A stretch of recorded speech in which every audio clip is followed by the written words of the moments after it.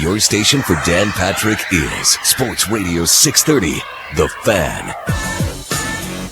We are back here, everybody. Wayne Dezubak, Dave Burnett with you, and welcome to Thunder Stadium, the home of the Eagle Mustangs. And tonight, it's Eagle against number 1 Mountain View as the captains, and it looks like Eagles outnumbering the captains. For some reason, I think all the seniors, it's senior night, and boy, that's a lot of seniors. All the seniors are coming out to join the 3 captains, so that's not fair. You got 17 guys against 4. Yeah, well, I don't think they're going to fight, so the rest of them, it's one of those things, I guess, you've wanted to be a captain, maybe you never have. There's some of these kids that haven't played very much, so to be out on the field and to be a captain, that's kind of a cool deal. By the way, we are up and streaming at 630thefan.com. I'm watching on my smartphone what's happening right in front of us. All right, there you go. There's those 17 players I was talking about. You can see them now, huh? Exactly. So 630thefan.com. When you go there, just click. There's a banner up that shows our Jackson Game of the Week. Click on that, and then one more click, and then you'll start streaming.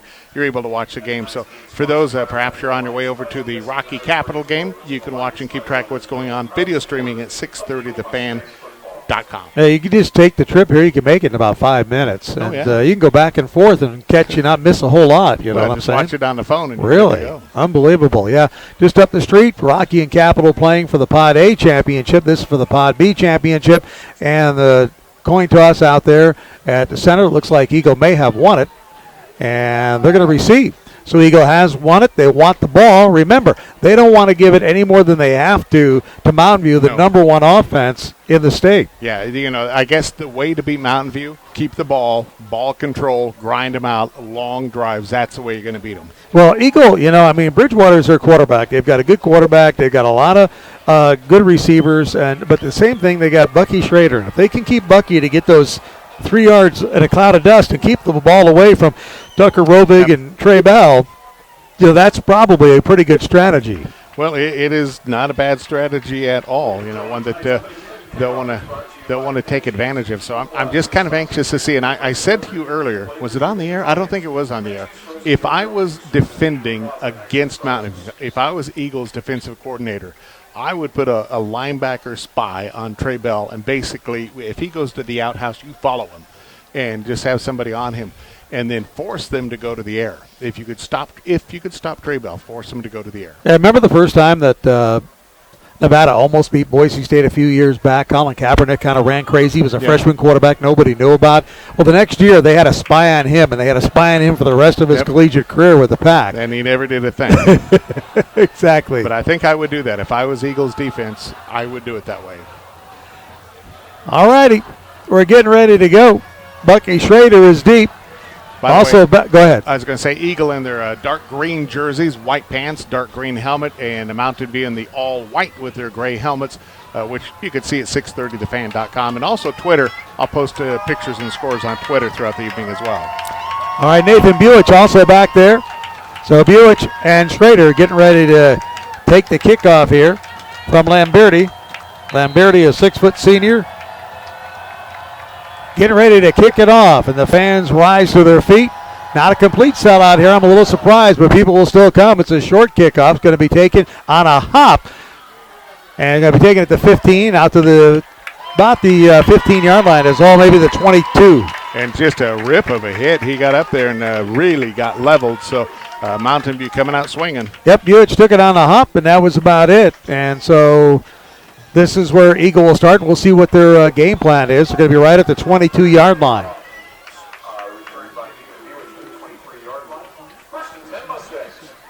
First and 10. We're just getting underway here. Here comes the offensive backfield. They were over there talking to the coach. So they've got was over there. They've got Devin Bridgewater at quarterback. 3 wide receivers to the near side on first down from the shotgun. Bridgewater rolling to his left, looking downfield, has some pressure, heading towards the sidelines and out of bounds. He gets out of bounds right about the line of scrimmage, maybe a yard, and that's about it. Efren Gonzalez chasing him out of bounds there, and he was kind of running for his life. There was nobody open downfield. Actually, they're going to say he stepped out about 3-yard loss. Yeah, it was. From the angle we had, it was kind of hard to tell if he made it back to the line of scrimmage. He did not, so it's going to be 2nd down and 13. So Bridgewater now Again, a shotgun, sends Buick in motion, hands it off to him, right side, cuts up over the right side. He gets maybe the 3 yards back, but that's about it to the 23-yard line. It'll be 3rd down and 10 for Eagle. That time Eric Halen coming in and making the tackle on the play. So again, and this is what we see with Mountain View. It's kind of a real mix-up. It's not one guy making all the plays. Bucky Schrader now splitting out wide to the left. Slater Jeffries also out there. They got kind of an I formation wide left as 2 wide receivers. Is Bridgewater looking to the right, looking away from that, throws underneath the coverage, incomplete. Yep, kind of underthrew him that time as he was pretty well covered and threw it low and into the grass, and probably might not be a bad idea to do that. Dylan Clowney was just couldn't quite get there. Ball was short, so it's going to bring up 4th down and 10.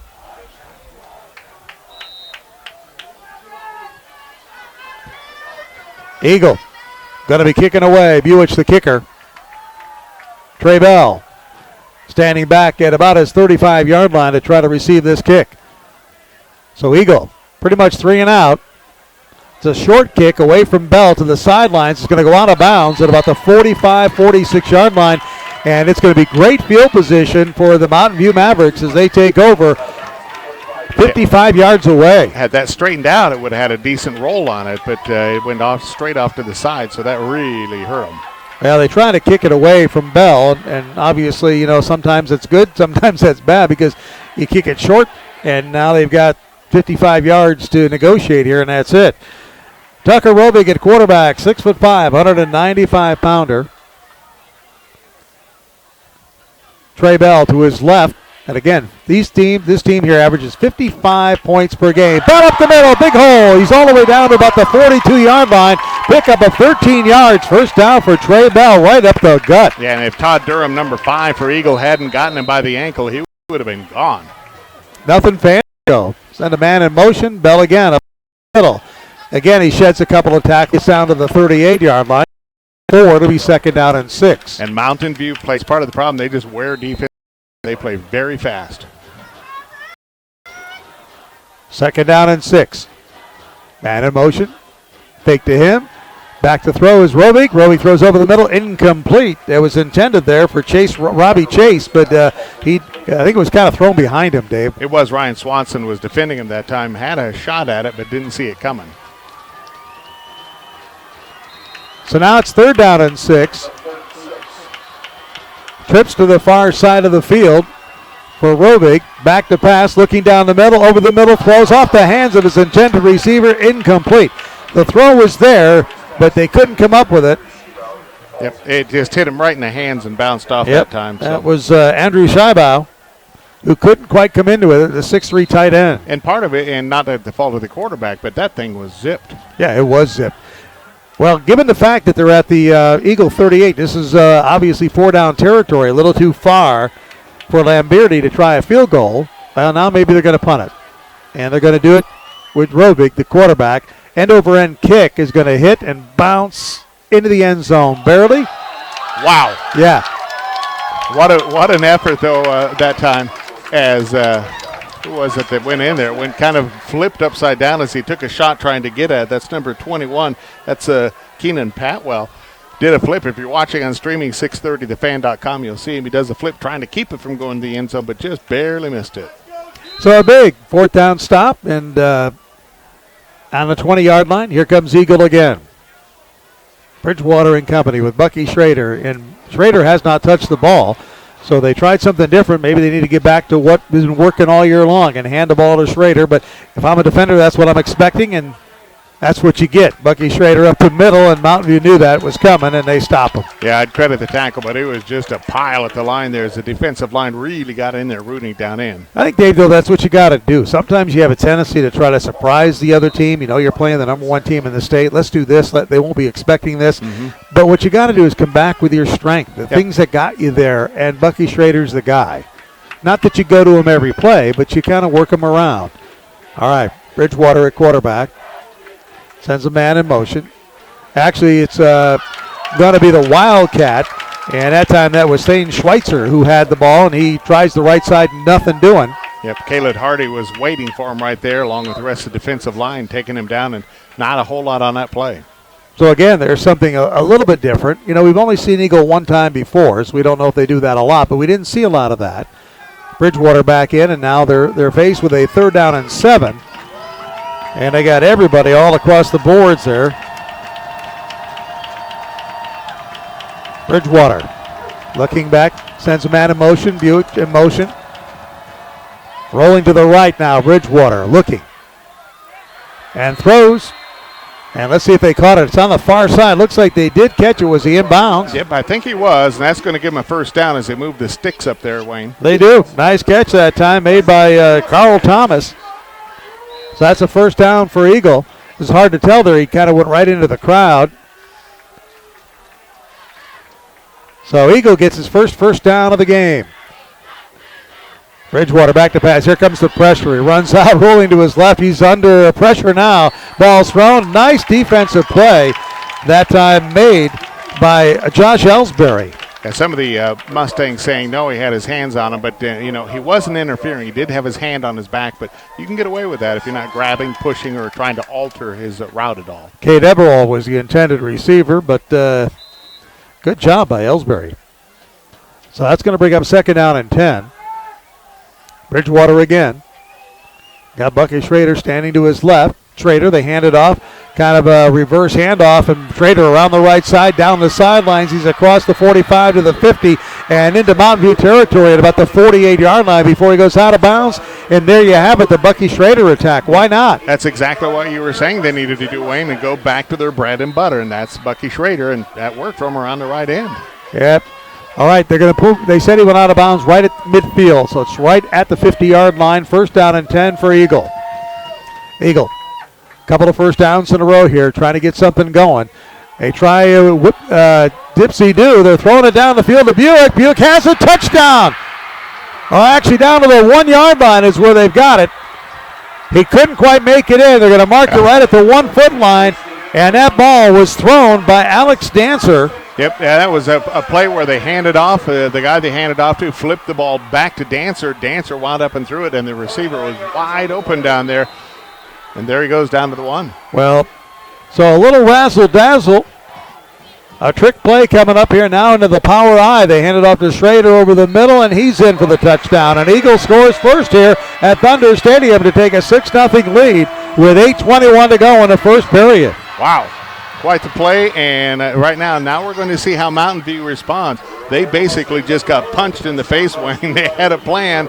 They got punched in the face. How will they respond? Yeah, they did. They got tricked that time. I mean, again, you talk about that spy on, Bucky Schrader. Well, they were looking at him, and they handed the ball to him, and he threw it back to Dancer, who threw it in for the touchdown, or actually for the 1-foot line.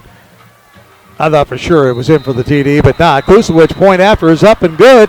And so with 8:21 to go here in the first period, it's Eagles 7, the number 1 team in the state, Mountain View nothing. We'll be back in 30 seconds after this on Sports Radio 630 The Fan. Is your family always on the go? Visit your nearest Albertsons Butcher Block and pick up a Double R Ranch Beef 101 guide to discover quick and easy beef recipes to keep your athletes full and healthy. Double R Ranch USDA Choice Northwest Beef is always available at Albertsons. Head over to the Butcher Block today and join Double R Ranch and Albertsons in their support of our local ranchers. Your station for Treasure Valley High School football is Sports Radio 630, The Fan. Wayne DeZuback, Dave Burnett with you here on 630 The Fan. It's our Jackson's High School game of the week. And Eagle has gone 80 yards on 6 plays, and they have scored first here, and they lead it by a score of 7-0. Well, something tells me that is a play that they practiced over and over and over this week, and it paid off, giving them a big payday there. All right, Eagle will be kicking it off. Andrew Scheibow back there, along with Keenan Patwell.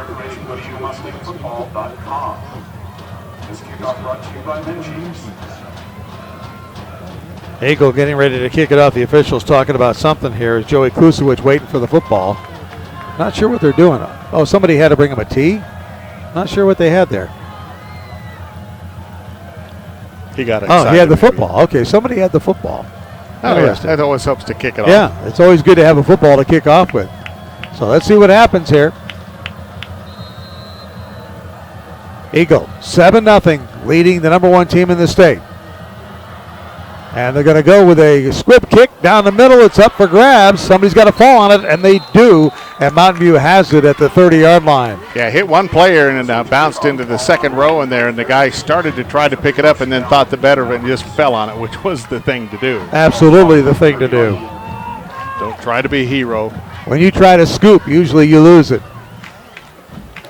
All right, let's see what the Mavericks can do here. They had a really nice run by Trey Bell to start it, 13-yard run, and then kind of bogged down a little bit. So let's see what Tucker Robig and company do. Bell up the middle, across the 35 to about the 37-yard line. That'll be a pickup of 7 yards for Trey Bell. You know, I said this would be a big test for Mountain View. It's also a big test for Eagle. Can they shut them down, get them out, and get the ball back? And around. Down the side. Oh, what a nice grab at the 40-yard line. That's going to be close to a first down. A nice defensive play on Trey Bell. Yep, number 46 reaching the big paw up there and grabbing him as he went around the end there and drug him down. Otherwise, he would have picked up some yards.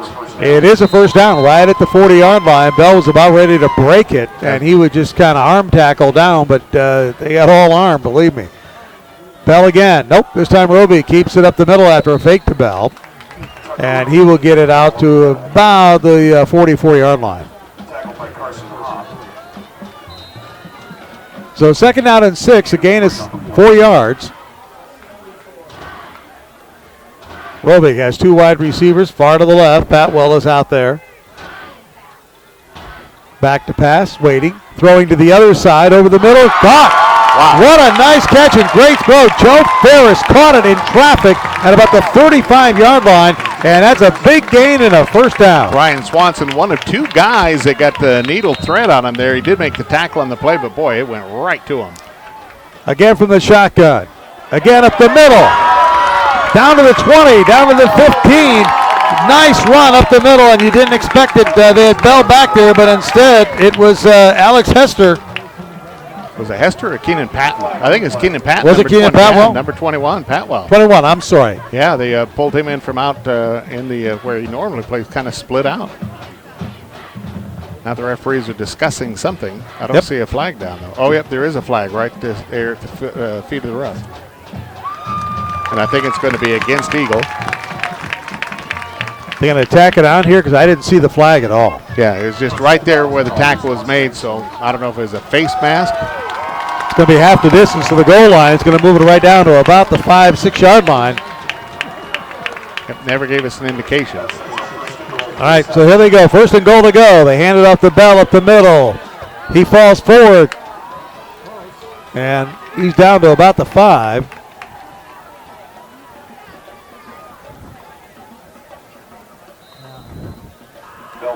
So it'll be 2nd down and goal from the 5-yard line.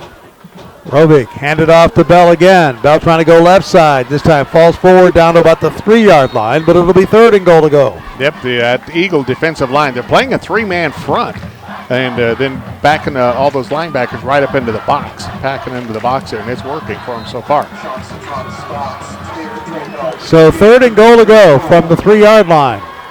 Down 7-0. Mountain View trying to come back here and answer the touchdown drive by the Eagle Mustangs. Robick all by himself. Sends Keenan Patwell in motion. Pitches it out to Patwell. He fumbles it and falls backwards. He finally gathered it in, but he fell backwards, and they're going to lose all the way back to the 10-yard line. Yeah, not a smart decision to pitch that ball out there, as he really wasn't in a position to take that. Ryan Swanson made the stop. What a great, defensive stand right there by Eagle, though. Yeah, Eagle's got to be very happy with himself right now, forcing them to get into just a field goal right now. They're going to go for it, the field goal. Lamberti puts it down at about the 18-yard line. 28-yard field goal attempt from the far hash mark.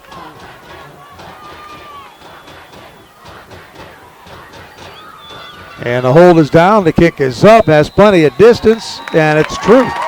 So Mountain View gets on the scoreboard, not the 7 that they wanted, but they've got 3. And with 5:24 to go here in the first period, it's now Eagles 7 and Mountain View 3 on our Jackson's Food Stores Game of the Week. We'll be back in 30 seconds after this on Sports Radio 630 The Fan.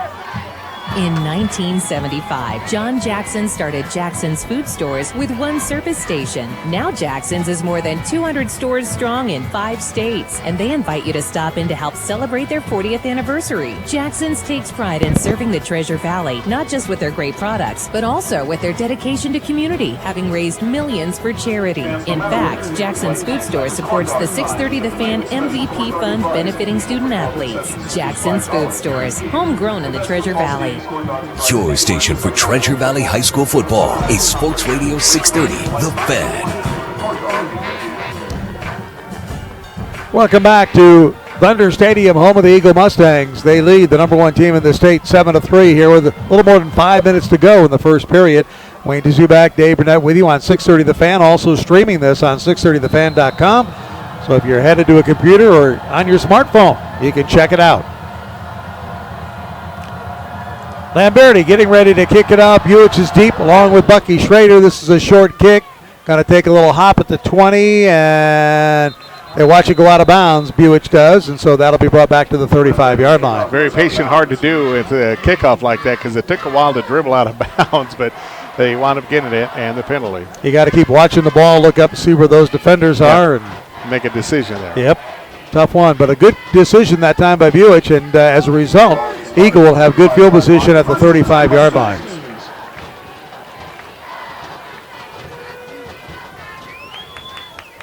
Eagle leading it 7-3. Here comes the offensive unit out.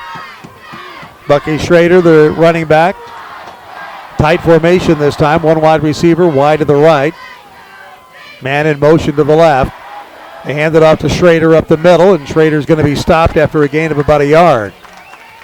Everybody grabbing for that ball. They push him all the way back, but his forward progress gets him a yard gain. It'll be 2nd down and 9. Well, the fans happy with the effort that time. Filling up here at Mustang Stadium, or actually this is Thunder Stadium, home of the Mustangs.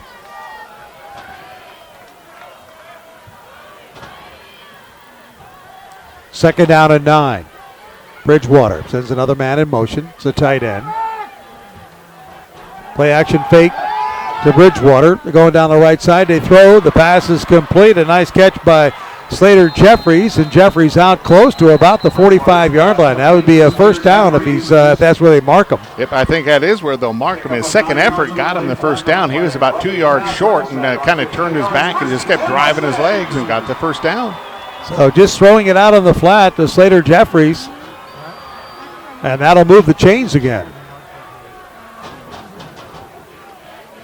And then apparently a flag that we didn't see on the far side, 15-yarder, is going to bring it all the way down to the 40-yard line of Mountain View. We never saw that, Dave. Again, like many of the high school fields, very dark, hard to see. Well, and the officials have not told us what happened. They not even make a signal. Bridgewater back to pass. Throws in the corner. It is complete. And that's Buick who catches it. He catches it just in bounds at about the 35-yard line. Well, I'm thinking at this point, Judd Benedek, head coach of Mountain View, is going to get his guys together and rally them because Eagle ahead of them and marching again. And they've got it at the 32 is where they say officially went out of bounds. When they go out of bounds on that far sideline from where we are, it's almost impossible to catch a marker. They pitch it. Bucky Schrader kicks it outside. And Schrader's going to get inside the 30 down to the 26-yard line. Pick up a 5. It'll be second down, and that's going to be a first down. That's all he needed. Jaden Carson dragging him down, though, but not till the damage was done. Ball's right at the 26-yard line. First and 10 for Eagle, and right now Eagle's moving the football at will against this Mountain View defense. Grape Eagles shift in the backfield. Up under center this time is Bridgewater. Play action fake, rolls to his left, looking downfield. He's going to tuck it and run, and runs out of bounds. And they'll mark him down at about the 22. Yeah, just a long, almost 2 yards he got out of the deal. So, go ahead and take the 2 and consider it better than an incompletion. They're going to really give him 3 on that. So it'll be second down and 7. The thing that's nice about that, Dave, that play, is that it gives Bridgewater a lot of options. Yep. That it does. He could tuck it and run it, throw it. He's in the shotgun again. Got Bucky Schrader, his good buddy, to his left. Hands it to him, and Schrader kicks it back. The hole was supposed to go to the right. It wasn't there, and he kicked it back against the grain and gets about 5 yards. Yep, but credit the tackle to the turf here at Thunder Stadium because nobody touched him. He just went down. Got a marker right at the 20-yard line. And because of that turf getting him, it's a little less than I thought he had gained. So only about a 3-yard gain. So it'll be 3rd down and 5. From a power I formation up under center, Bridgewater. Back to pass, has pressure from the blind side, throws underneath, and again in the flat, it's complete. That's going to be good for a first down. Down to the sideline, down to about the 1-yard line. Wow. Was that Schrader coming out of the backfield that picked that up? It was Justin Walker is the guy who caught it. Justin Walker, number 35. First and goal to go. They hand it off to Bucky Schrader right up the middle, and Schrader is in for the touchdown. Holy cow, I don't know that anyone really expected this except all the folks in green and white. Mountain View crowd sitting very quiet because they've had a lot to cheer about all season, but right now, Eagles manhandling them. Well, Eagle right now taking a 13-3 lead with 3:15 to go in the first period, and a try for extra point coming up as Klusewicz will eyeball and get the kick going. There's the snap. The hold is down. The kick is up. And it is good. So the Eagle Mustangs right now have used that little pass out on the flat and have really done some damage as they have stretched the field here on the number 1 team in the state, the Mountain View Mavericks. And with 3:15 to go in the first period, it's Eagle 14 and Mountain View 3. We'll be back in 30 seconds on Sports Radio 630 The Fan. We joined Pioneer because we had all of our money at another financial institution, and it just wasn't easy. And I thought, this could be better. There's no reason it has to be like this. With PFCU's Reward You Checking, it is better. Reward You Checking pays you 2% APY on balances up to $10,000. Go to pioneerfcu.org/rewards checking. APY is annual percentage yield. Qualifications must be met each month. Federally insured by NCUA. Moving your money forward. Your station for Treasure Valley High School football is Sports Radio 630, The Fan. 14-3 is our score in favor of Eagle over Mountain View. 55 degrees is the current temperature as the temperature has dropped about 6 degrees since kickoff. Going to be a chilly one tonight, they say, down in the upper 30s. Hopefully we're out of here well before then. All right, here we go. The kick. It's again, it's right at the lineman, and it's caught. What a great catch. Yeah, going for the onside kick, kind of a surprise. Eagle trying to, pull another one out, but that lineman, big old number 50, he just got his arms wrapped around it and caught the ball. And so as a result, that's just a great old play right there. And so right at midfield is where the Mountain View Mavericks will have the football. He's coming over telling Coach, hey, I got to touch the ball. Hey, look, you see those hands? You see what I did? That was great stuff. All right from midfield. Keenan Patwell in motion. Back to pass. Nope. They hand it off to Trey Bell on a delayed handoff, and Bell scooting around. He's at the 40 and down to about the 35-yard line. That's going to be a pickup of 15 yards and a first down for the Mavericks. Wayne, if you're not watching on 630thefan.com, the video streaming, Trey Bell just a dance on that run. 3 wide receivers to the near side, but again it's Bell up the middle. Falls forward inside to 35, down to the 34-yard line. He is the craftiest runner I think we've seen this season. He'll just dance around between those defenders. Gets 4. It'll be 2nd down and 6. Again, 10-point lead here. Or excuse me, 11-point lead for Eagle. Ball batted down. Incomplete. The ball was batted down right at the line of scrimmage, but yet the defender thought the receiver had the ball, went ahead and tackled him. Totally fooled me. I thought, did that ball go through somehow? Yeah, and that's what I was looking for. I stopped because I couldn't find the ball, and then all of a sudden there it is sitting right there at the 35-yard line. So here it comes, 3rd down and 6. Man in motion. And they hand it off on the end around, and nothing really there. Trey Bell trying to get some yardage, but he gets into the 30, so it'll be 4th down. But you know they're in 4th down territory, and they're going to go for it again as the clock continues to run here. 22 minutes, 24 seconds to go. 14-3. Eagle leads it in the first period. Brandon Clifford making a nice tackle that time for the Mustangs. Andrew Scheibau, the tight end on the right side, on a 4th down and about 3. Robig surrounded by Keenan Padwell and Trey Bell. They hand it off up the middle to Padwell. Padwell's got the first down close to the 20-yard line. Everybody was watching Trey Bell, and Padwell was able to get away, scoot away down to the 20. Yep, that time Todd Durham making the tackle, but I think that's what's happening. They're keying on Trey Bell. Padwell, again, cutting up the middle, following his lineman, and he's going to get it down inside the 20 to about the 17. Well, at this point, might be a good move by Coach Jed Benedict to just use Trey Bell as kind of a decoy, give it to somebody else. Again, setting up quickly on a 2nd down and 6. Robig rolling to his left under pressure, throws it underneath the coverage to Bell. Is it caught? If he is, it's a shoestring catch. Yeah. And I think he caught it. Had he gotten that ball up in the breadbasket where it should have been, it would have been 6. Yeah, it was too low for him to do anything with it. He just had to make the catch, and it's going to be a 3rd down and 3. Ball now at about the 12-yard line. So here come the Mountain View Mavericks trying to get something going offensively. They send the man in motion. That's Bell. Hand it to him. He cuts it up the middle. He's got the first down inside the 10, down to about the 8-yard line. Nice run that time. He made it to the corner, got the edge, but Eagle coming up, making the tackle before he could get to the end zone. Again, 14-3 is our score. Eagle leads it. Last time the Mavericks were down here and had a 1st and goal to go. They couldn't make it. They had to settle for a field goal. This time Robig taking it on the snap inside the 5 to about the 4 to be 2nd down and goal. Lenny making the tackle that time for the Mustangs. Clock down to 35-34 and counting here in the first period. 14-3. Eagle leads it.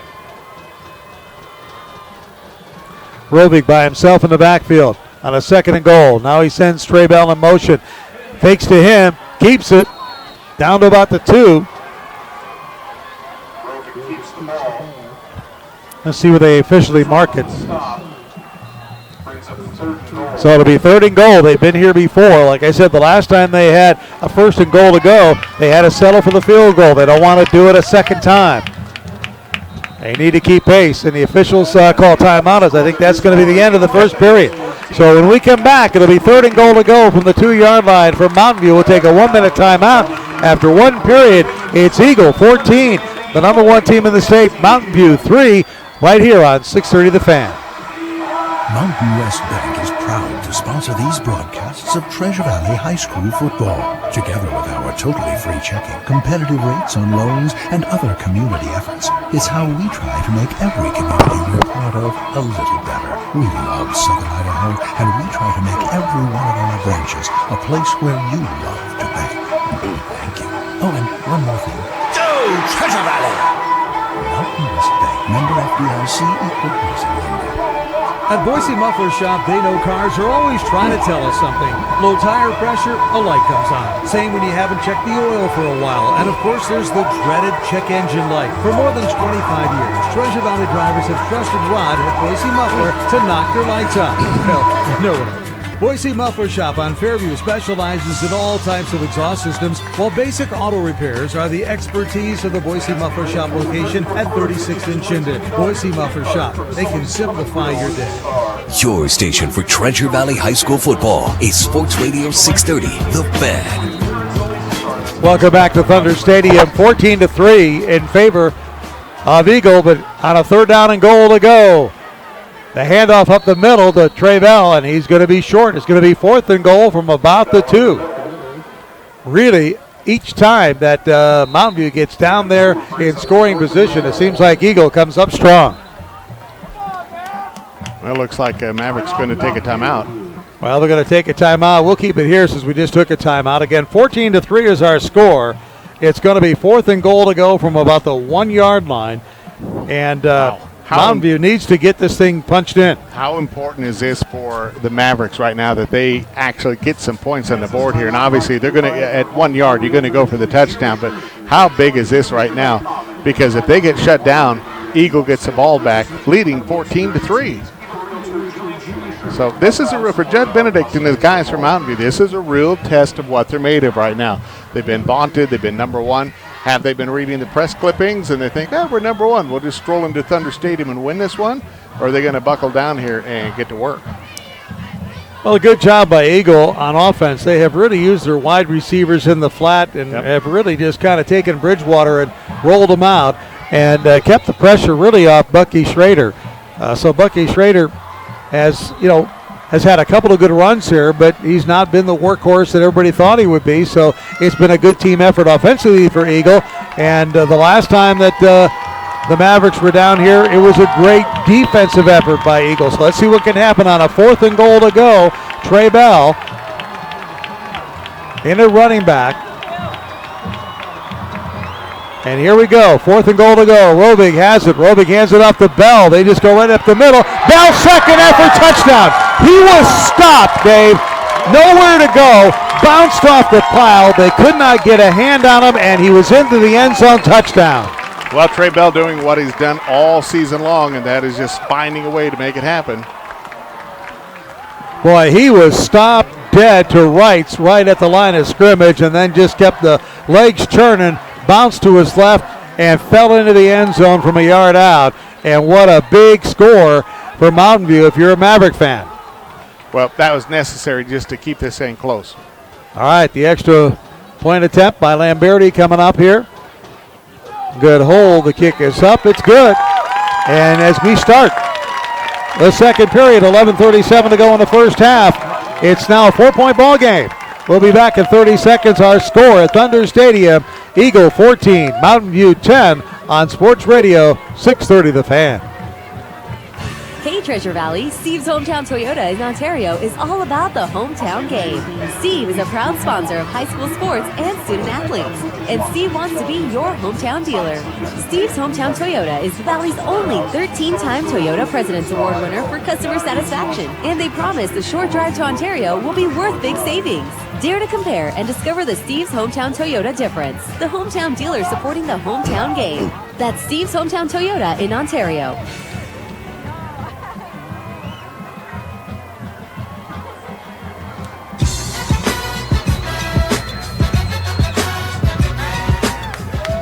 All right, welcome back, everybody. Wayne Dzuback, Dave Burnett with you here on 630 The Fan. You're listening to the Jackson's Food Store Game of the Week. Second period, Thunder Stadium and Eagle. It's Eagle 14, Mountain View 10. This is for the Pod Championship. Both teams 4-0 in Pod play, and it's a long kickoff. Going to be taken by Buick back at the 5-yard line, and he is clobbered at about the 18. A late flag goes down way back. Two late flags. Another one where the tackle was made as well, I think, went down. That flag was thrown from like about the 40-yard line to the right. You were watching the guy catch the ball, and I think what you didn't see was that there was an Eagle player that was kind of tangling it up with the Mountain View player further up the field and was almost kind of like a leg whip, kind of put his leg up to try to stop him from getting any progress forward. And that may be what it is against Eagle. So that'll back it up. It won't be at the 18. It'll be back further. Let's see what they call. And they are going to back it up all the way down to the 9-yard line. Yeah, I think that's exactly what was called that time. And it was one of the linemen from Eagle that got out there and kind of, and again, maybe it's they're signaling the other side, not seeing from the officials, but I think it's a personal foul, and that's what it was, kind of a leg whip he tried to put on him. All right, here comes the Eagle Mustangs. They've got 91 yards to negotiate. They lead it by 4. Bridgewater sends Buick in motion. Hands it off to Bucky Schrader, and Bucky Schrader, right side, gets across the 10 to the 11-yard line, and that's it.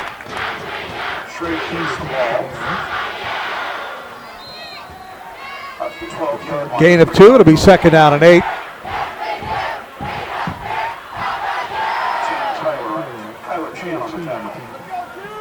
From the shotgun. Again, Bridgewater at quarterback. Sends a man in motion. That's Walker. Low snap. Gets it. Rolling to his left. Looking. Throws out on the flat. Complete. And out to about the 19-yard line. Pickup of 8 yards. Not a bad play. That's going to be close to a first down. They're going to be about a yard shy. Eagle is. So it'll be third down and a yard to go. Well, it's a situation now Mountain View really needs to make a stop if they want to get back into this game. 10:47 left in this first half. They kind of need to make a stop. Third down and maybe a foot. So they really tighten up the splits right here. They're going to hand it off up the middle, no question. And they do. Bucky Schrader trying to get that foot. And let's see if he does. I mean, there was a big pileup at the line of scrimmage, but if he just fell forward, he'll be able to get the first down. Now, this one's going to be close. They did call it first down, though. Just across the 20-yard line for a first down.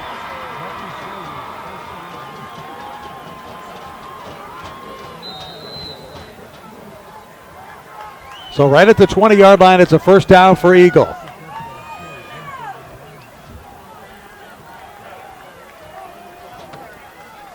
Bridgewater in the shotgun. Again, Schrader with the handoff, and he's caught in the backfield, slowed down. He falls forward right to the line of scrimmage. So it could have been a loss of a yard or two, but instead Schrader was able to fall forward to the line of scrimmage, but it'll be second down and 10. But that's what the Mavericks need to do. Get them in, second and long, so you're pretty much sure that there's a pass on the way. Carl Thomas splits wide to the right on a second down and long, second down and 10. Send a man in motion.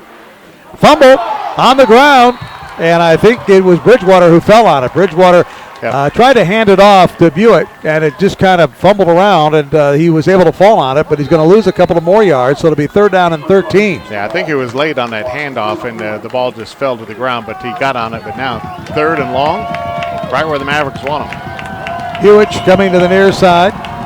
Walker in motion. Low snap. Here comes Bridgewater being chased back inside the 5 and throws it out of bounds. Just try to get rid of it. He was being chased, and he said, I don't want any part of this. Well, a nice play on his part to get rid of it, so that way they'll get a punt out and tackle. He had 2 of the Mavericks chasing him down. So a good job this time by the Maverick defense. Trey Bell will go back to about his 45-yard line to receive this punt. Buick, the punter. Let's see if the Mavericks come after this, Dave, or if they hold back.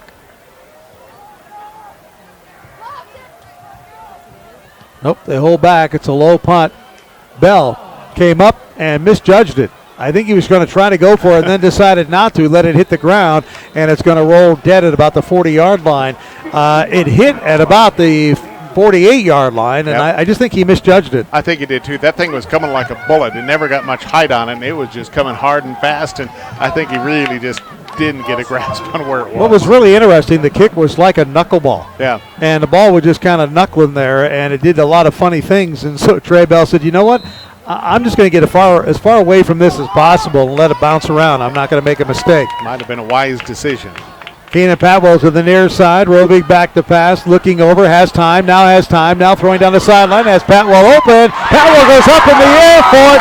What a great catch at the 22-yard line. He jumped over to the defender, Cade Ely. Yep, and that would have been interference had he not caught it, I think, because the guy wasn't even looking back. He just ran into him. That pass had been a little bit quicker. It could have been 6, but it wasn't. Now the pass down to, and it's overthrown and intended for Patwell. Yeah, he was wide open on that near side here. He had nobody within 5-6 yards of him. Well, think about it. A team that averages 55 points a game, Dave, is sitting here with 10 with 8:50 to go in the first half. Yeah, that's very unlike them, so they're going to start trying to open it up. They're going to try to do what they can here. Down 14-10. They hand it off up the middle. Little scooch there. Down to about the 20-yard line. I think that was Cole Christensen, that was in there. I think it might have been. It was Cole Christensen in there. So Bell is out to the right side, and Christensen's the running back now as they've got trips to the far side on a third down and 6. Back to pass. Rovig throws underneath, and it is caught, and that's going to be close to a first down. It's at about the 12-yard line. They need to get to the 12, but it's hard to see from here. It looks like it's going to be 4th and 1. Yeah, running with, it's interesting. They got Cole Franklin in there instead of Patwell this time. He's just a junior, not very big, 5'10", 180 pounds. Timeout on the field. We'll hold it here as the Mavericks want to take timeout to check it out. They've got a 4th down and 1, and obviously they're in field goal range. Do they want to, but a field goal only gets them to within 1. It doesn't get them the lead, and I think they want to kind of start putting some points on the scoreboard here. So I think they're starting to feel comfortable that I think what they've got is that attitude. If we can't make a yard, we don't deserve to be number 1. Exactly. I think they're trying to take a little bit of the steam out of the Mustangs right now. Again, 14-10 is our score. 8:10 to go here in the first half. Eagle leading it. Mountain View has never led in this game.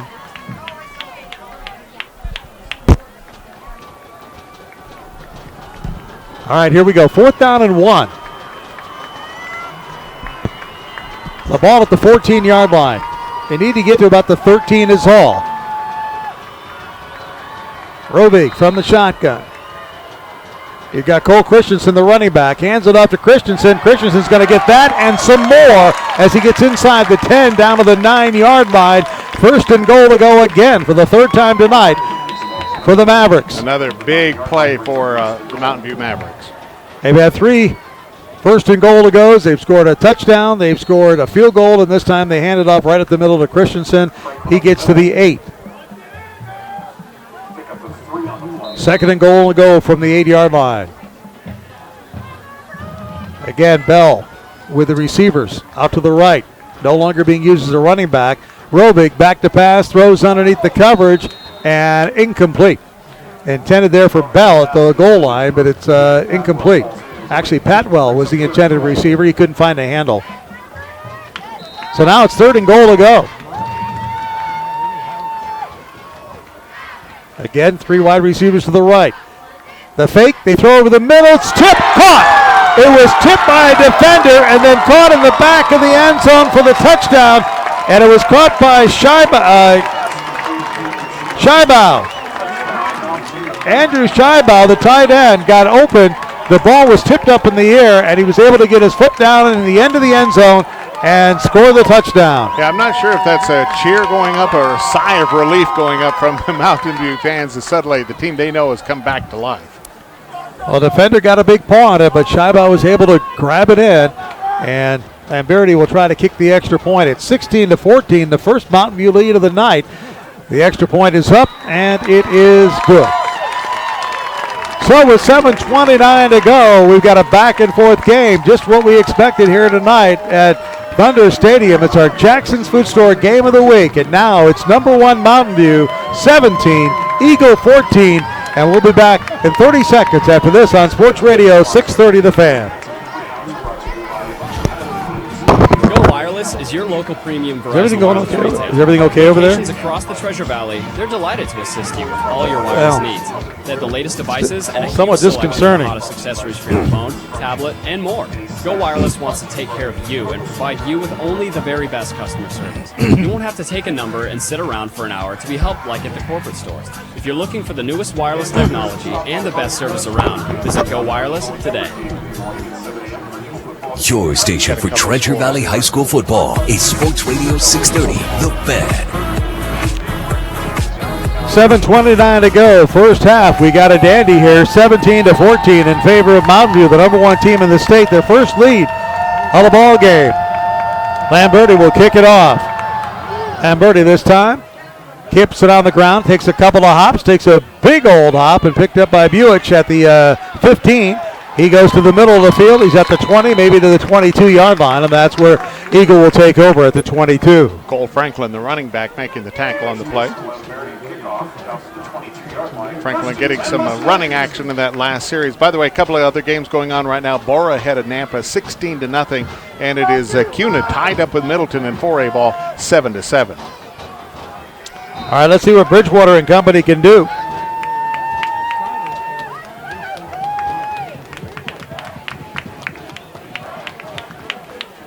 Eagles set up in the shotgun, and they've got the, looks like they have the Wildcat in there this time. They hand it off around the outside, and it's going to be out to about the 25-yard line. A nice play that time by Todd Durham. Actually, looks like that may have been Dylan Clunny. Well, it got upended that time by Bobby Habernick, who's come up a little bit limping, but does not want to come out of the game. I don't see Bridgewater in there. They're still got Bucky Schrader back there. They send a man in motion, and it's a direct snap. Schrader trying to get over to the left side, and nothing doing there. He's going to get maybe a yard at most, out close to the 30-yard line. Yeah, so you're going to look at 3rd and 2 to get that first down here deep in their own end. Well, still no Bridgewater. They're going without. Now he's out there. Now he finally shows up. So they went with the kind of a wildcat look twice in a row and got themselves down to a 3rd and 3. So let's see what they do now with Bridgewater at quarterback. Sends Walker in motion. Hands it off to Bucky Schrader. Schrader falls forward to the 32-yard line. That is very close to a first down. You know, one thing about Eagle, they're giving the Mavericks a lot of different looks, Dave. Yeah, they are. There's from wildcat to just snapping direct to Bucky Schrader, which I wouldn't call a wildcat really, not with Schrader, but there's a lot of different looks in there. They've been playing some narrow splits, some spread out. By the way, if you were the number 1 team in 3A, if you're Emmett, what are you doing to Weiser? You're beating them about 60-0 in the first half. Oh, you're kidding me. Wow. Well, there goes one of them just run the clocks off in the second half games. All right, Walker goes in motion. Walker going to the left now, looking for all the marbles. They're throwing it to Buick down the sidelines, and incomplete. Knocked down, and a flag comes down at the last second for face guarding. That's what they're going to call on Jaden Carson. And Mountain View fans not very happy about that. They're staying in disbelief on that one. Thing of it is, Carson, again, has to turn around, Dave. He had his hand up in front of him, and it never looked back for the ball, and that's probably a good call. Yep. As Eagle went for all the marbles down the sideline to Buick on a sprint down the sidelines. And that's going to be placed now after the 10-yard penalty out at the 47-yard line. 47-yard line, 1st and 10 for Eagle. They're down now for the first time in this ball game, 17-14. Walker in motion, sliding to the left. Play action fake.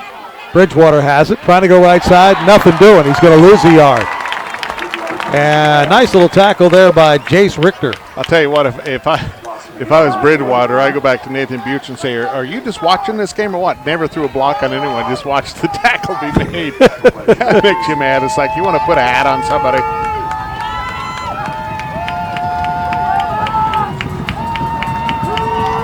All right, it's 2nd down and 11 to Maverick fans. We are on the Maverick side, by the way. You can hear them getting right into this game. Walker in motion. Back to pass. Bridgewater throws underneath the covers to Buick. He catches it at midfield, knocked out of bounds. Now they say he stayed in bounds, but he's right at midfield, so it's going to be 3rd down and 8. Jaden Carson coming up with a big hit there, kind of paying him back for just watching the quarterback get hit last time. By the way, it's a huge crowd, both sides, both the Eagle side and the Mountain View side. The stands, they are full. As you would expect it tonight here on 630 The Fan. It's for the Pod Championship, and it's a good one.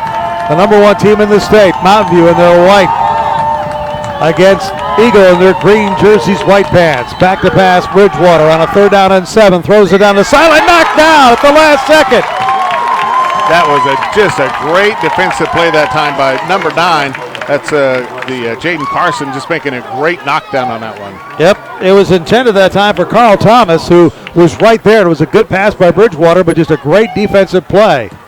Yep, that was picture perfect. He just reached up and knocked it down the last second. So that's going to bring up a 4th down, and Trey Bell will go back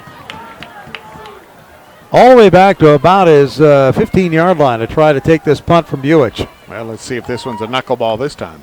Buick, quick kick, kind of a knuckleball. Bell has time to catch it, though, does so at the 12. Gets off to the right side. He's at the 25-30, 35-40. Down the sidelines. He's at midfield. One man to beat. Buick, the kicker, and Buick knocks him out of bounds at the 40-yard line. Wow. Quite the run back. I don't think you want to kick it at Trey Bell. I think you want to kick it away from him, make him go chase it down. Wow. How about that run back by Trey Bell? And it was Buick who got him out of bounds, the man who punted it, and they're going to say he went out at the 42-yard line, but a huge return by Trey Bell. So here we go. The Mavericks with some momentum right now. Send two receivers to the near side, one to the far side. They got Trey Bell in the backfield. And they hand it off to him up the middle.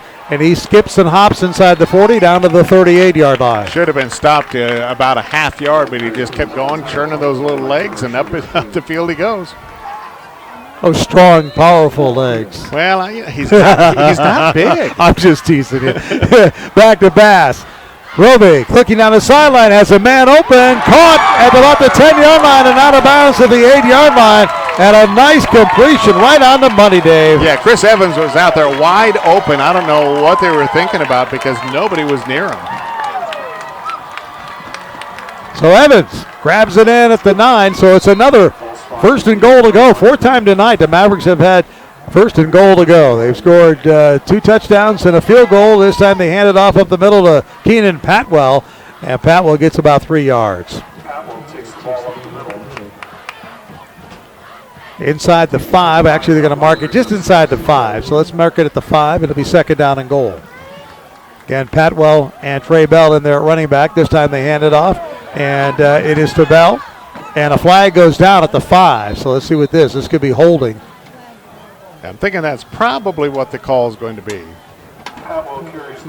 It was actually Patwell who got it. Both he and Trey Bell were right there. And it's going to back it up. It's going to be against the Mavericks. That's going to hurt big time if you're Mountain View. You don't want that mistake when you've got the ball down at the 5-yard line and you got a big penalty that moves you all the way back to the 15. Yeah, they don't want to have to settle for 3 here, which would only give them a 6-point lead. So it's second and goal to go from the 15 now. 3 wide receivers to the right, 2 to the left. And Roby got a quarterback, keep it up the middle. A huge gaping hole down to the 2. Balls his way down to the goal line and in for the touchdown. He was hit at the 2-yard line, lowered his shoulder, took the defender with him, and the quarterback took it into the end zone from 15 yards out. You're going to have to credit the offensive line on that one, Wayne. They did a great job. They opened it up. They got the defensive line to go around either side, left a gaping hole up the middle, and he was able just to run right up the middle and then got the last 2 yards on his own. Well, the Mavericks had it spread sideline to sideline, Dave. They had 3 wide receivers to the far side, 2 to the near side. They had it so spread out that Roby, when he took it, the snap, it was like the Red Sea opening up. Lamberti's kick is up, and it is good. All right, 3:22 to go here in the first half of play. And all of a sudden, how about the Mountain View Mavericks showing why they are number 1 in the state as they now lead it by 10. They were down by 10 a while back. They now lead it by 10, 24-14 over Eagle. We'll be back after this on Sports Radio 630 The Fan. And Employee of the Year goes to Janet More Juby. than Mountain View we're used to. Janet, come up here. You have single-handedly found the best local employees we've ever had. Sir, boise.youtube did it. No, you did it, Janet. No, I would just log on, post jobs, and start getting resumes in minutes. Janet, just take the Employee of the Year plaque. No, I don't deserve it. So I guess you don't want the raise. Oh, no, I want the raise. Atta girl. Make Employee of the Year. boisehelpwanted.com. Long name, amazing results. Your station for Treasure Valley High School football is Sports Radio 630, The Fan. All of a sudden, the Mountain View Mavericks have kind of come alive.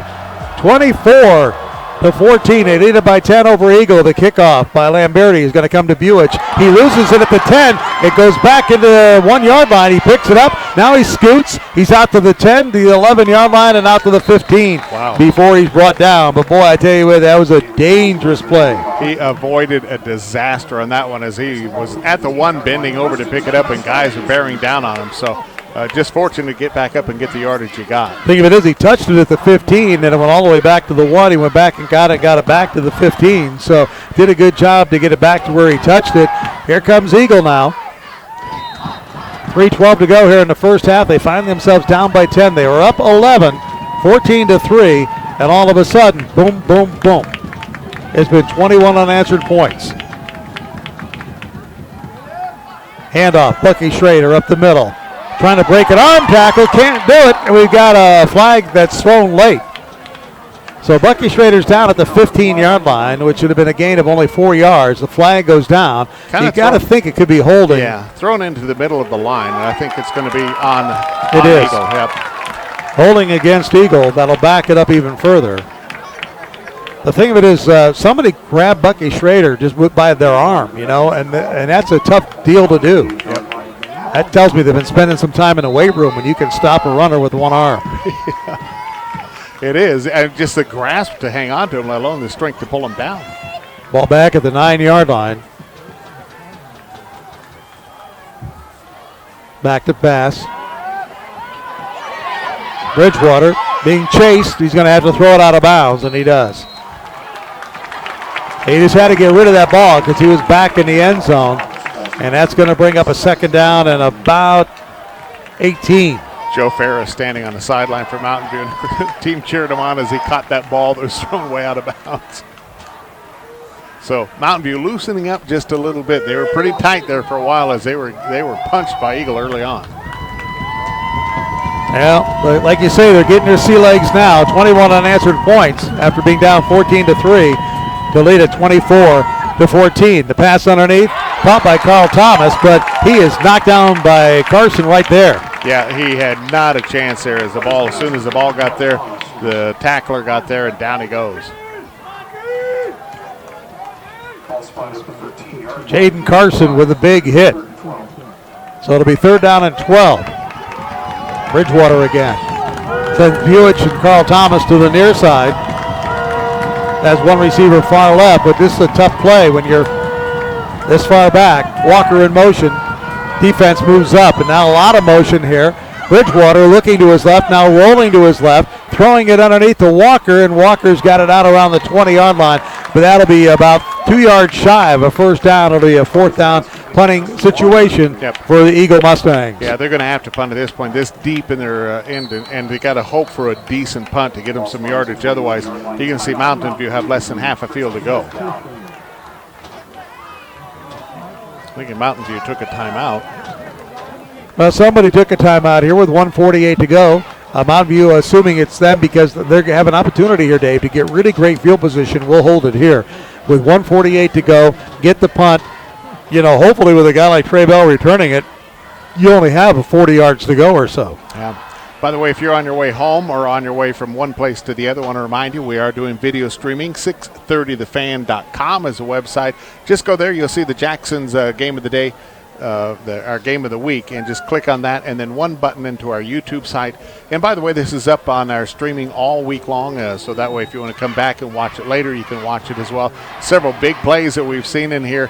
And speaking of that, we will have our player of the game, the Jackson player of the game, at the end of the game for each team, $100 given to each school.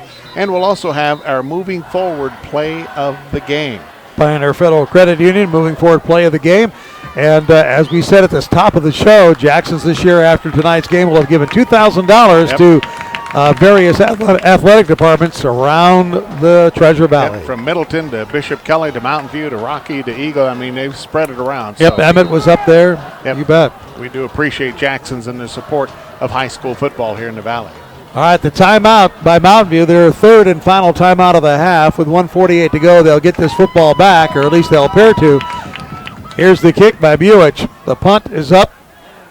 Trey Bell coming underneath it, has some room to gather it in, does so at the 43-yard line, heads up the middle, and flags fly all over the place as he goes down at the 48-yard line of Eagle. Let's see what the flags are. I'm going to say the referees did not like what they saw on that one. Something happened. You got to believe blocking the back, holding something. Everybody got a chance to throw a flag. Well, aside from the flags, I was pretty close. They said they may have it about 40 yards away. They would have had it 48 yards away, but now the flags are going to push it back and make it tougher. Yep, and it was a block to the back. So they'll move it back, and it'll be where the block occurred, and that occurred to the point where it's at the 37-yard line now. Instead of being at the 48-yard line of Eagle, it's at the 37-yard line of Mountain View. But with the $1:39 on the clock, they've got a chance to move it because they've been moving it fast. Well, like I say, 21 unanswered points right now to make it 24-14 in favor of Mountain View. Again, they spread the field with 3 receivers to the near side. Now they send Keenan Patwell in motion, and then a little bit of movement of the line. 5-yard penalty against the Mavericks as moving early was the tackle. That was Brett Carter. Sure, now you mention his name. Yeah, I know. Poor guy. I know. But he was all alone on the outside, and it's hard to miss. You know, for a lineman, that's always the thing. They always get mentioned when they hold or when they move. Here's the way you got to feel if you're a lineman. You know, just okay. If you're going to mention my name, at least get it right. Yeah, get it right when you're calling me for what I've done wrong. So that backs it to the 32-yard line. So it's 1st and 15. Roving in motion sends Keenan Patwell in motion. Hands it off to Trey Bell, and they were not fooled by that one. Wow. No, not at all that time, as he was dropped for a loss. He was. I don't have a 42 on my roster, but whoever it was for Eagle, who's not on the roster, did a great job getting there in another loss. So it's now 2nd down and 20. Back to pass. Rovig steps up into the pocket, throws over the middle, just misses a wide open Keenan Patwell. He was wide open, nobody around him, and overthrown by about a foot. Yep, had he had one more step on the ball, he would have just kept going. So that'll bring up 3rd down and 20. Yep. Minute 14 left to go in this game, or in this half.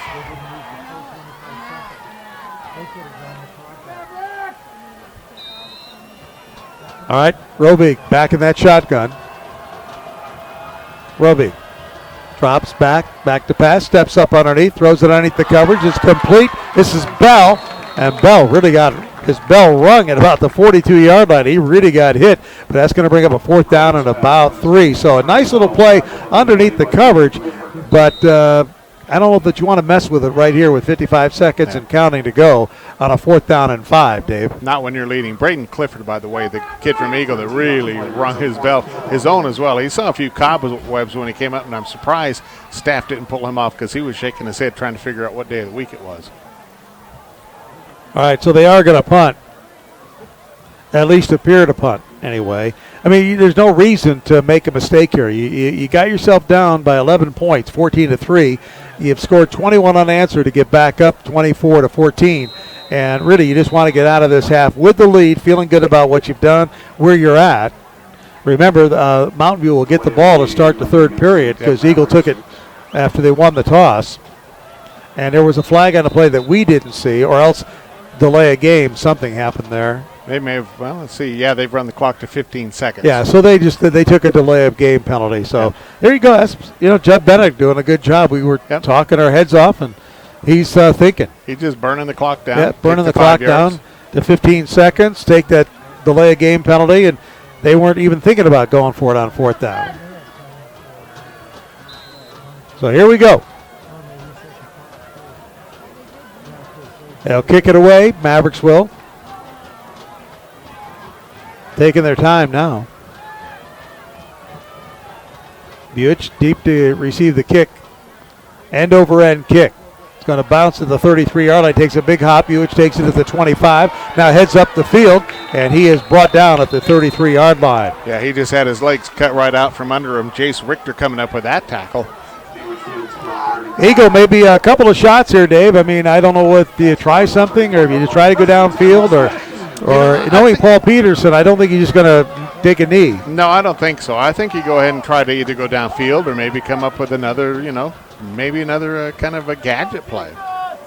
Well, right now, Eagles trying to figure it out. They had everything going for themselves, and all of a sudden they find themselves down by 10. And so, you just... I think they just woke Mountain View up. Yeah. Mountain View went, hey, wait, we're behind. We're not used to this, yeah.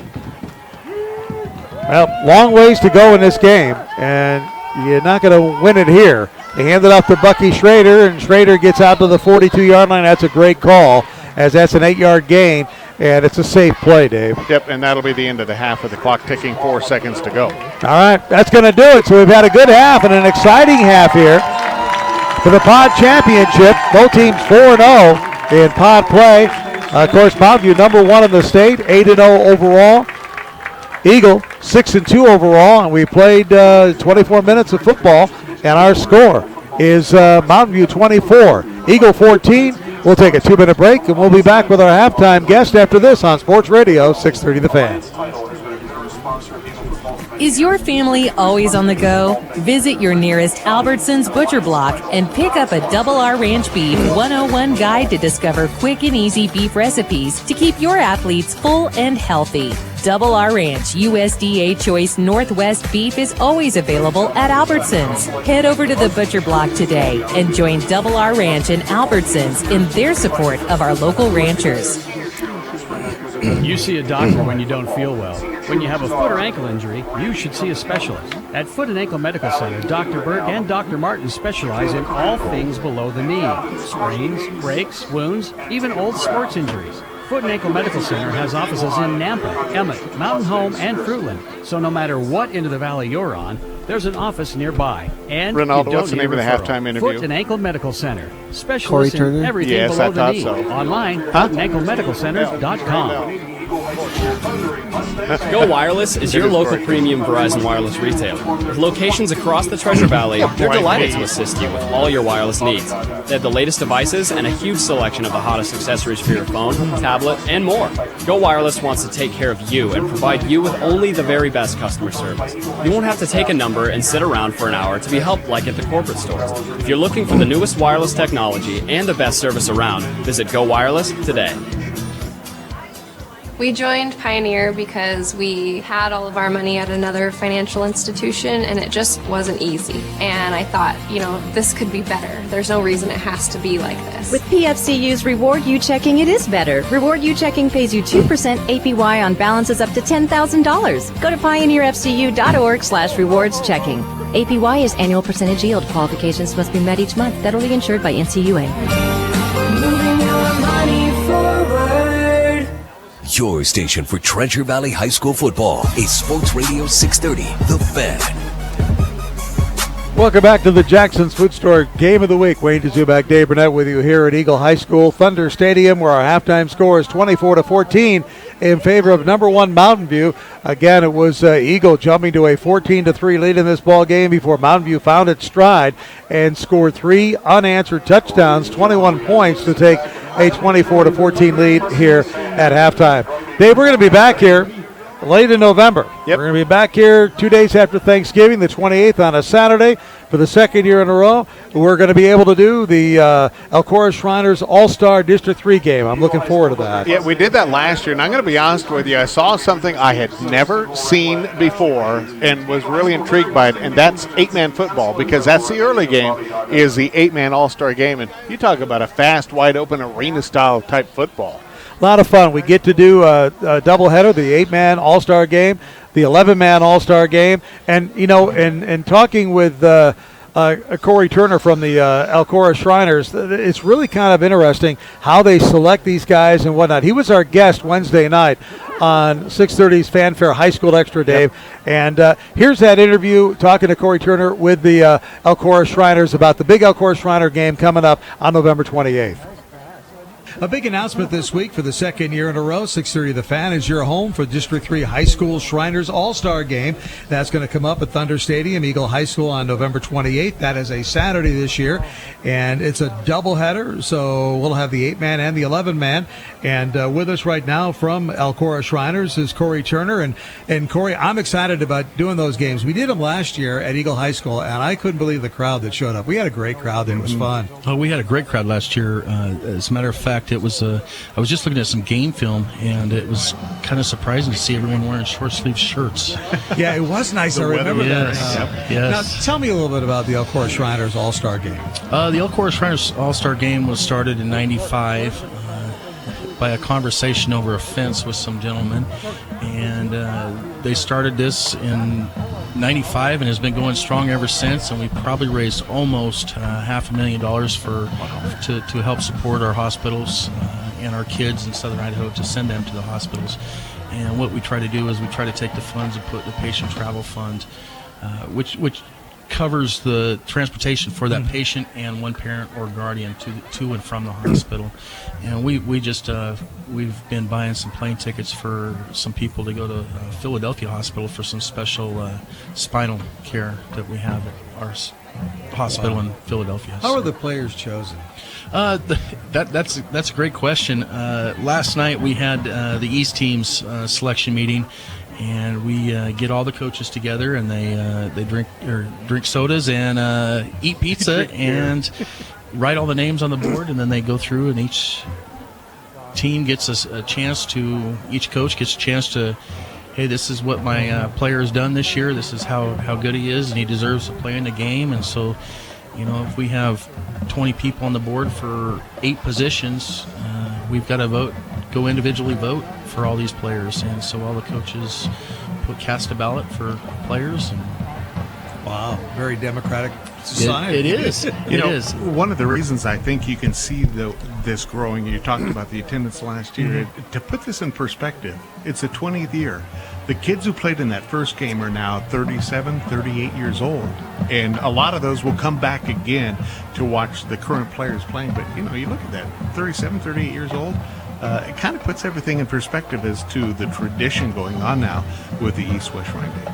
Yeah, I think it, and I enjoy the fact that you've got the 11-man and the 8-man there, and we're going to be doing both games. We did that last year, and it was a chance for me to see the 8-man game, which I don't get to see very often, and it really is different, Corey. It is different. It is a lot different. It's faster.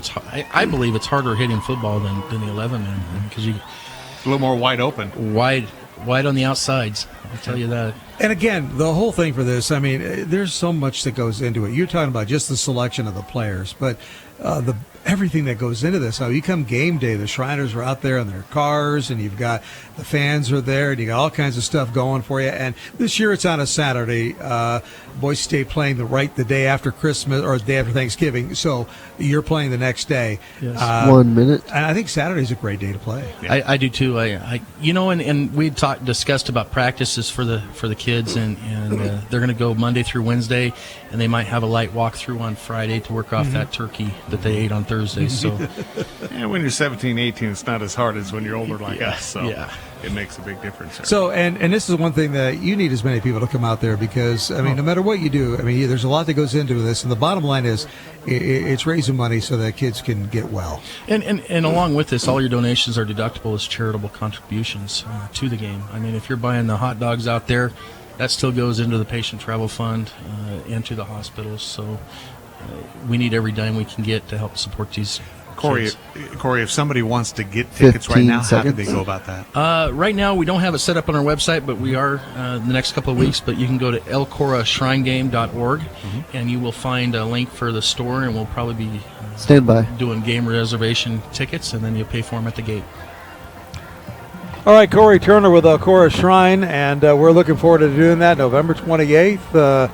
And a doubleheader, and so come on out, support the kids, and obviously it's for a great cause to help a lot of kids get well. Yep, it is a great cause, and what a thrill for these high school players is, I kind of like it. You'll see them come out here and they take the stickers off their helmets and share with each other, and so you'll see them with multiple stickers on their helmets, and it's just a fun time had by all.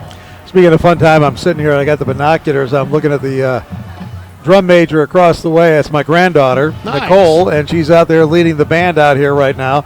And it's the first time I've got a chance to see her as a drum major. She plays, she loves instruments, she loves playing all kinds of different instruments, but she's the drum major out there, and she's got them all going right now, and I'm pretty proud of her. Good job, Nicole. Way to be. Got a great big stand for her to stand up on there, so that's good. She's out there in front of everybody. She's, Why weren't you taking a picture of that? I don't know. I should have taken a picture of it. It's too far away. We'll take a break. We'll take a 2-minute break. We'll be back here again. Our halftime score, Mountain View 24, Eagle 14. It's for the Pod Championship, folks, and for a bye in the playoffs. And obviously, Mountain View trying to protect their number 1 ranking in the state. We'll be back after this on Sports Radio 630 The Fan. When you're on your way to a job interview and your car won't start, you panic. When you panic, you make rash decisions. When you make rash decisions, you pay too much for things. When you pay too much for things, that includes a new battery. When you pay too much for a new battery, you get mad. When you get mad, you self-medicate. When you self-medicate, you buy things you can't afford. When you buy things you can't afford, you buy a motorcycle. When you buy a motorcycle you can't afford, you try to hold up a convenience store. Put the money in the bag! When you try to hold up a convenience store, you wind up with a clerk who is a 2-time judo champion. When you wind up with a clerk who's a 2-time judo champion, you get beaten up and taken to jail. When you get taken to jail, you end up in the Mugshot Hall of Fame. Don't end up in the Mugshot Hall of Fame. Don't buy an expensive battery. Buy a less expensive battery from the Battery Exchange. Hi, this is Aaron from the Battery Exchange. Let us save you from the disaster of buying an expensive battery. Come and visit us at our new store, now open on Overland Road in Boise, in Meridian, on Fairview, and in Caldwell on the Boulevard by D&B Supply. The Battery Exchange. All the power, half the price. The first time it was in a basketball game, player of the game then yet? a soccer game. Last time, Do you have a moving just forward stepped player off of the the game, curb you wrong. think, so A far? chronic sprained ankle is not only painful, it never seems to heal. Did you know soft Play of the tissue game. damage may not show up on an x-ray? Dr. Burke and Dr. Martin are specialists at Foot and Ankle Medical Center. They know what to look for, and they may be able to fix your chronic sprained ankles and thinking no maybe referral that needed. touchdown down See the here specialist at where Foot and Ankle Medical the line Center split in the line Nampa, up. Yeah, I Hamlet, would say- Mountain I would Home, say, and Roe Fruitland, Beek's and touchdown, online yeah. at footandanklemedicalcenter.com. We joined Pioneer because we had all of our money at another financial institution. Because they had and a it just first wasn't goal to easy. go from the And 15 I thought, after the penalty, this and he could be ran that better. in. There's no reason it has to be like this. With PFCU's Reward You Checking, it is better. Reward You Checking pays you 2% APY on balances up to $10,000. Go to pioneerfcu.org/rewards checking. APY is annual percentage yield. Qualifications must be met each month. Federally insured by NCUA. Moving your money forward. Your station for Treasure Valley High School football is Sports Radio 630, The Fan.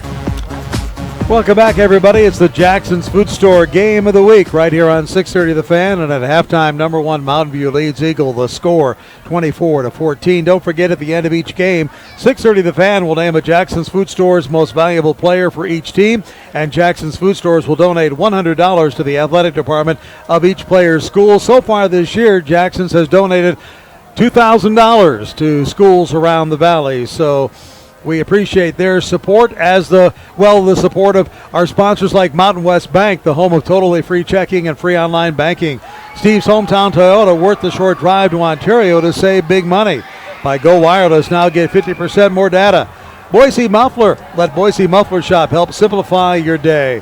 By Foot and Ankle Medical Center, with locations in Napa, Fruitland, Mountain Home, and in Emmett. Double R Ranch, Northwest Beef, hand-selected quality and unsurpassed flavor. By the Battery Exchange, twice the power at half the cost, with locations in Boise, Meridian, and Caldwell. And by Pioneer Federal Credit Union, moving your money forward. And of course, remember, we'll have a Pioneer Federal Credit Union moving forward play of the game at the end of tonight. You know, I feel bad. Earlier in the game, I mentioned Emmett, who is number 1 in 3A, and I said that they were ahead 66-0 over Weiser, but it's 56-0. I misread that. So it's 56-0. Other scores, so those slackers. BK leading Skyview right now 42-0. It is Bora over Nampa 16-0. So Bora doing their part, what they can. They're trying to win. They'll depend on some teams on the east side of the state. Meridian's ahead of Valley View 28-6. It is, Middleton and Cuna tied up 7 apiece. Did you say Rocky? Yeah, Okay. and Rocky Mountain is ahead of Capital 21-0 right now. So those are the scores that I have into the Twitter sphere. All right, Rocky Mountain look like it's going to go after losing to Mountain View opening night. Yep. Looks like Rocky's going to go undefeated. Yeah, they lost one, and they only lost a quarter. They lost that first quarter against Mountain View with 5 turnovers in that very first game, and they've been on a roll ever since. Really have. And of course here, Mountain View, still in a battle. It's only a 10-point ball game. 24-14, Mountain View leads Eagle here at halftime. Dave, before we take our final break and get back, let's talk a little bit about the fact that the Vandals play tomorrow. They take on Louisiana Monroe. That game is up at the Kibbe Dome. Yep, and it is homecoming for the Vandals. And when I say it's homecoming, it is because it's the only game they'll play at home this month. Otherwise, they're on the road. They had a bye, I think, early in October. So it's the only game they have. So it is homecoming. And for the first time in, I think, 9 years, they have a chance of winning games back-to-back. Wow. Yeah, after beating Troy last week, there's a real fair chance that they should win tomorrow's game. And, of course, Boise State coming off their bye at Logan. Wait a minute. That wasn't a bye. It was a real game, wasn't it? It was a bye for some of the players. Oh, it was a real game. I'm sorry, my mistake. Yeah. They tried to regroup, and, we had talked about it at the station off air, the fact that for Brett Rippon, when is that freshman brain freeze going to come? And it kind of came last week as he struggled.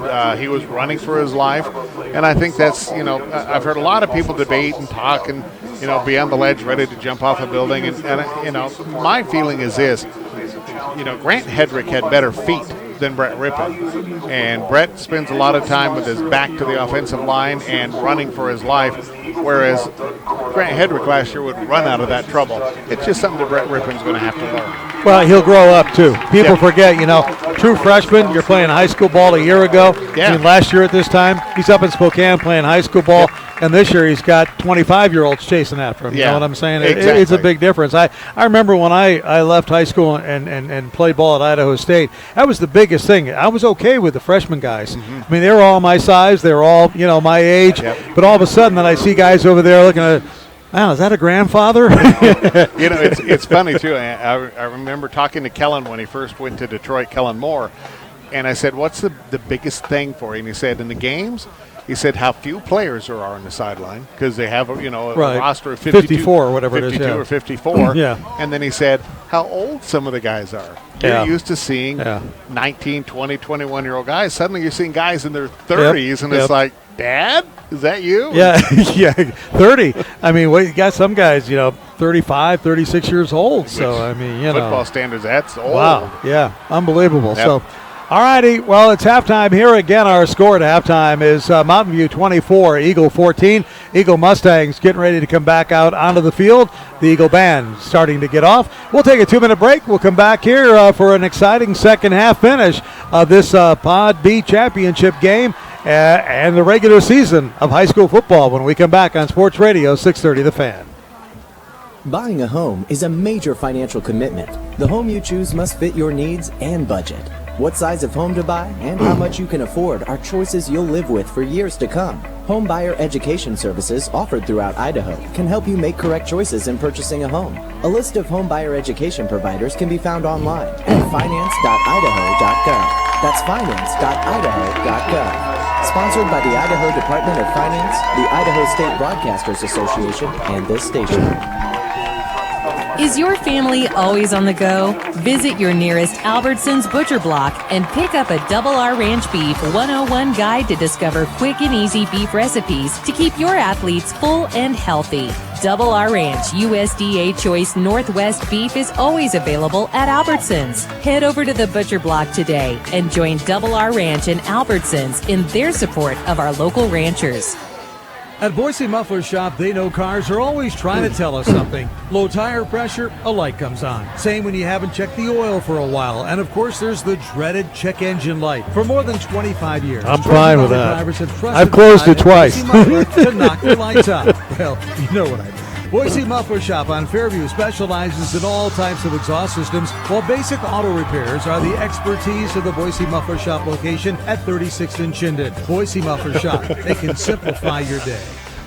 In 1975, John Jackson started Jackson's Food Stores with one service station. Now Jackson's is more than 200 stores strong in 5 states, and they invite you to stop in to help celebrate their 40th anniversary. Jackson's takes pride in serving the Treasure Valley, not just with their great products, but also with their dedication to community, having raised millions for charity. In fact, Jackson's Food Stores supports the 630 The Fan MVP Fund benefiting student athletes. Jackson's Food Stores, homegrown in the Treasure Valley. Your station for Treasure Valley High School football is Sports Radio 630, The Fan. The Jackson's Food Store Game of the Week here on 630 The Fan. Wayne DeZubak along with Dave Burnett. Glad to have you along here. We're at Thunder Stadium where the team's warming up for the start of the third period. 24-14 is our score. Mountain View leads it. They were down 14-3 at one point, but came right back and scored 21 unanswered points. And Dave, really, I think Mountain View found its legs, just got it together. But here's the deal. We're at Thunder Stadium. Eagle looked good the first half. They came out. They were thrown out in the flat. A lot of good things were going on, so this game is far from being over. It is. I think this first series is very important for Eagles' defense as they'll have a chance to stop Mountain View. It's very important for them if they can't make that stop and allow Mountain View to score. At that point, then it's going to get out of control. So, I think this first series for the Mustangs very, very important at this point. And that's, again, we'll see what they do and see what the Mavericks come out and do. And they've used Trey Bell well. They've done a lot of different things well. But I tell you what, they're looking like the number one team in the state, but still they've scored 24 points. Yep. They are averaging 55 points, so really the Eagle defense is doing a pretty good job. Yeah, and I think Jed Benedict's done a nice job of using Trey Bell as a bit of a decoy at times tonight where they've kind of used him as a diversion. Everybody focused on him, and they're able to hand it off to other people and get some yardage here. By the way, 54 degrees here as the temperature begins to cool down just a bit, but not as cold as it is some places. I was just showing a picture of the Eisenhower Tunnel in Colorado with snow in it. Oh, no. Yep, it's snowing in Colorado in the mountains. So. Oh, my goodness gracious. So winter, it's in Colorado. They can have it. You know what? I'm okay. I'm good with that, too. Snow in the mountains, leave us alone in the valley. Yep. All right, here we go. Keenan Padwell, Trey Bell will go deep for Mountain View as they get ready to receive the kickoff here from Kusowicz as we get ready to start this third period of play. Eagle down by 10. Eagle trying to go 7-2 on the year. And, of course, Mountain View trying to complete a 9-0 season. Let's see what they can do. Not easy to do. Nope. Here's the kick. It's a hopper. Going to hop to a up man. He'll take it at the 30-yard line and get out to the 35-40 down the sidelines. Look out of bounds at the 47-yard line. A nice return by Jace Richter, who is the up man, and he just kind of took that on a hopper and said, hey, you want to kick it short? I'm going to make you pay. Yep, and as you could do on any kickoff there, one of the Mountain View guys kind of got away with a little bit of a grab with a jersey and a drag down, but wasn't seen other than by me, so they didn't get called. Here we go. So Mountain View will have the football at the 47-yard line, their own 47, 53 yards away from pay dirt again. Tucker Rovig at quarterback. Rovig with Trey Bell to his right. Sends a man in motion. That's Keenan Patwell. They hand off to Bell up the middle. Bell trying to bounce off people, and boy, those Eagles defenders are all over them, really crashing to the ball, and he's going to get about a yard, maybe two. But still, and as I said before, not that big of a kid, but he just does not want to go down. It'll be 2nd down and 8. Ball at the 49-yard line. Rovig back to pass. Here comes the pressure. Steps up into the pocket over the middle. It's complete. Wide open at the 25, 30, 10, 5. Touchdown. How about that? What a great catch on the run by Chris Evans. He's been open a couple of times tonight, Dave, and that one was a huge play. And you talked about how is Eagles defense going to handle the opening drive? Not well. Not well at all, and now they find themselves in a deep hole, and they're going to have to really put some fireworks on to get back into this game. Chris Evans, 51-yard touchdown reception right there to start the third period, and Mountain View picks up right where it left off. Wow. Looks like they're going to go for two here. They send Bell in motion. Rovig fakes to him, takes it up the middle, and he's in for the two-point conversion. That's interesting. They wanted to get up to 32-14. Not quite sure why you would choose to do 2 points there. Neither am I, except they felt that they could get it, and they did. Yep, Jed Benedict a lot smarter. I don't know, maybe something with their kicker. I'm not quite sure. But I found that interesting choice to try to pick up 2 there. Exactly. Well, 11:19 to go here in the third period, and all of a sudden, just like that, it's 32-14, the number one team in the state. Mountain View leads it. We'll take a 30-second timeout and be back after this. Go Wireless is your local premium Verizon wireless retailer. With locations across the Treasure Valley, they're delighted to assist you with all your wireless needs. They have the latest devices and a huge selection of the hottest accessories for your phone, tablet, and more. Go Wireless wants to take care of you and provide you with only the very best customer service. You won't have to take a number and sit around for an hour to be helped like at the corporate stores. If you're looking for the newest wireless technology and the best service around, visit Go Wireless today. Your station for Treasure Valley High School football is Sports Radio 630, The Fan. We are back here. The kickoff by Lamberti, and again, he just kicks it right into the front line of Eagle, hoping it'll bounce off and they come up with a recovery, but Eagle holds on to it. And so Eagle will have pretty good field position at the 46-yard line, and they need something to go for them because they are now down 32-14. Yeah, an 18-point deficit, which is tough to make up against this Maverick defense. 29 unanswered points. Wow.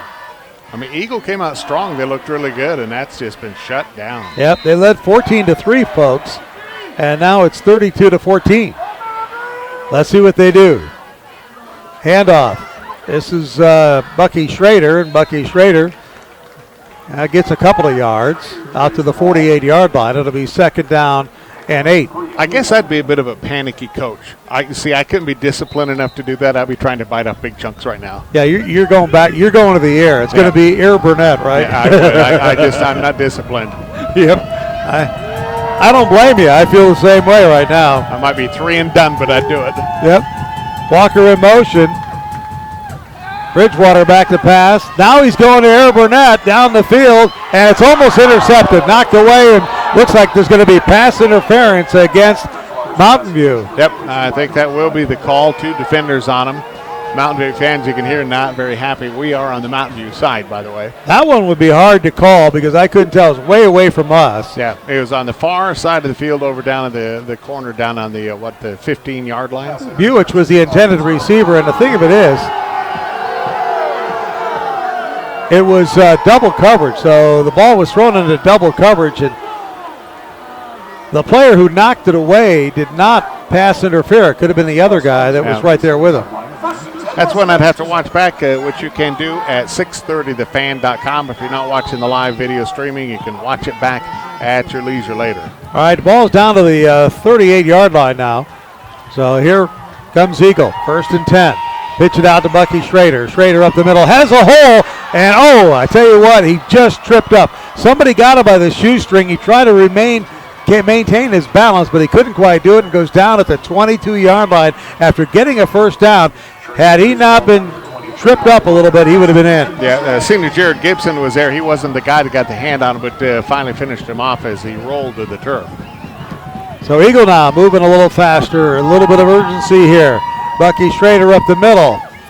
Gets down to the 20, a pickup of 2. It'll be 2nd down and 8.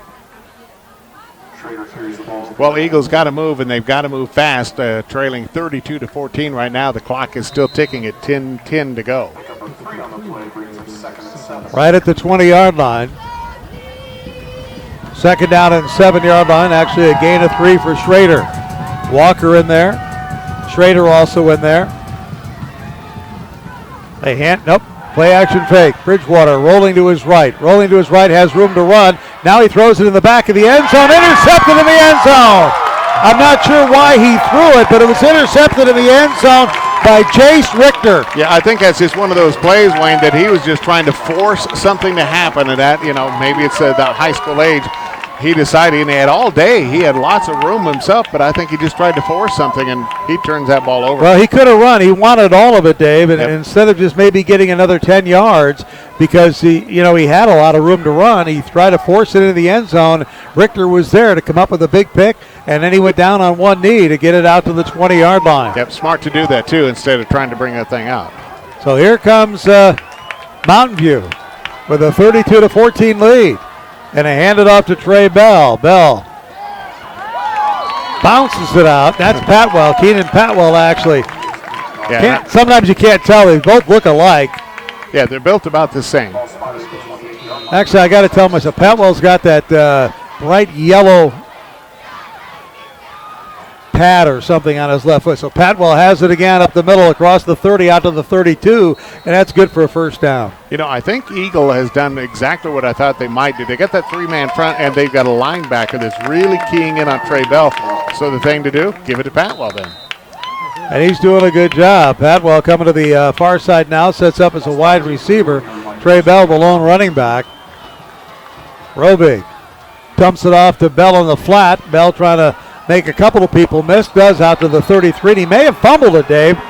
Eagle says that he has. Eagle players say, but I haven't seen anything from an official, and apparently it was the ground that caused the fumble. Yep, they let that go. Carson Hopp, who's number 33 for Eagle, he's the kid that's shadowing Trey Bell, and he's the one that was right there to get on the ball. So the ground causing the ball to come loose. It's not a fumble, so it'll be a pickup of 2, 2nd down and 8 on the little flare pass out there to Bell. Robig has pressure, steps up in the pocket. Now he's caught, going to be sacked back at the 29-yard line. Nice pressure coming in there.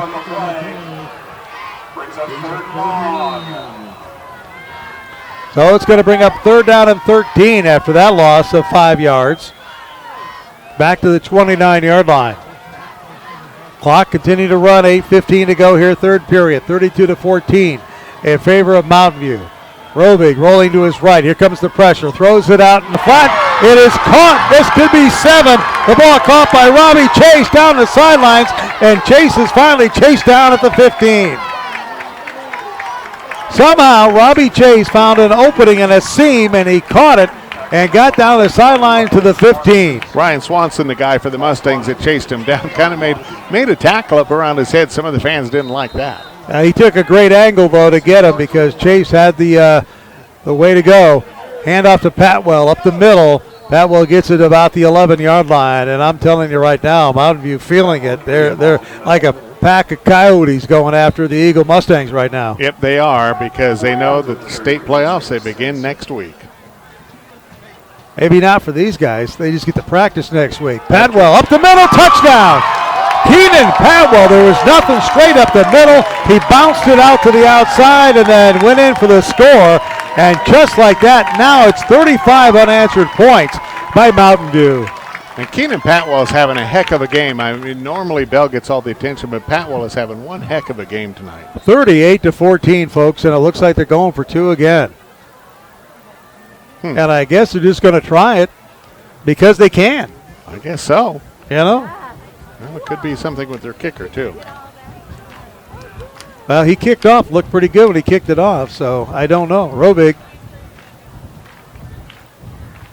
going to take it up the middle again. And Rovig's going to get in.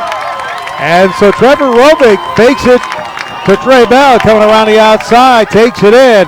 And now 37 unanswered points, just like that. And it's 40-14 in favor of Mountain View. Wow. I mean, at this point for Eagle, you know, you've got to keep that stiff upper lip, but you know you got to be a little heartbroken. You came out here, you took a swing at the undefeated team in the state, the number 1 team in the state. You got ahead of them. You're looking like you're going to dominate them, and then they just come back and steamroll you. We'll keep it here, Ronaldo, because the teams are getting ready to kick it off. But 40-14 after this game at one point was 14-3 in favor of Eagle.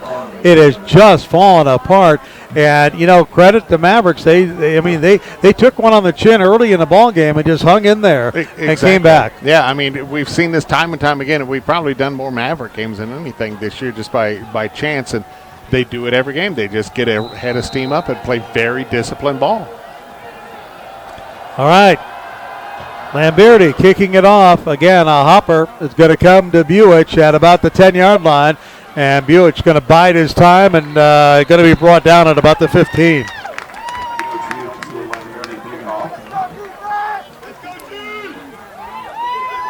Actually, they gave him pretty good forward progress. It was at the 22-yard line. So Buick has it at the 22. He took it at the 15, a 7-yard return. So he'll have it at the 22-yard line, but right now Eagle. And this is where, you know, Air Burnett, because this is where you really do start to panic now. Yeah, well, it is. It's, I'm sorry, but it's panic time, Coach Peterson.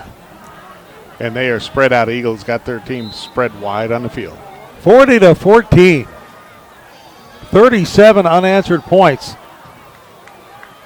Buich in motion. They pitch it out to Bucky Schrader. Schrader around the outside, and Schrader gets ahead of steam out across the 30 to the 32-yard line. That'll be about a 9-yard gain. It'll be 2nd down and 1.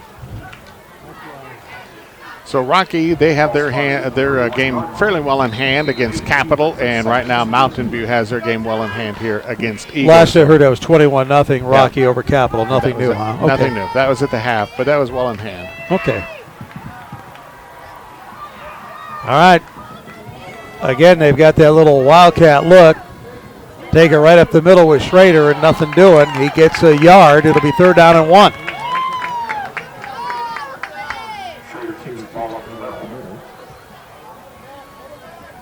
Third down and about a foot.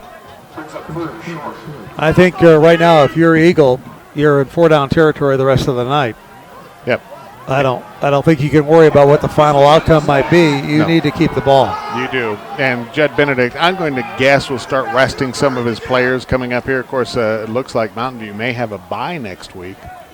We will have, by the way, we'll put it up online for you tomorrow as they make all the seedings and where the teams go. Yeah, we really have to kind of wait to see how everything shakes out and who's playing who and who's playing where. Pitch it out. Bucky Schrader. Schrader's got the first down on a quick little just kind of a pitch left and student body left, huh? Yeah, exactly. And he came up with the head of the class as Eric Hahn came up, just tattooed him to the ground. Actually, it looks like they gave him the first down before that, Dave. So it's 2nd down and 5. Mountain View with that 4-man front.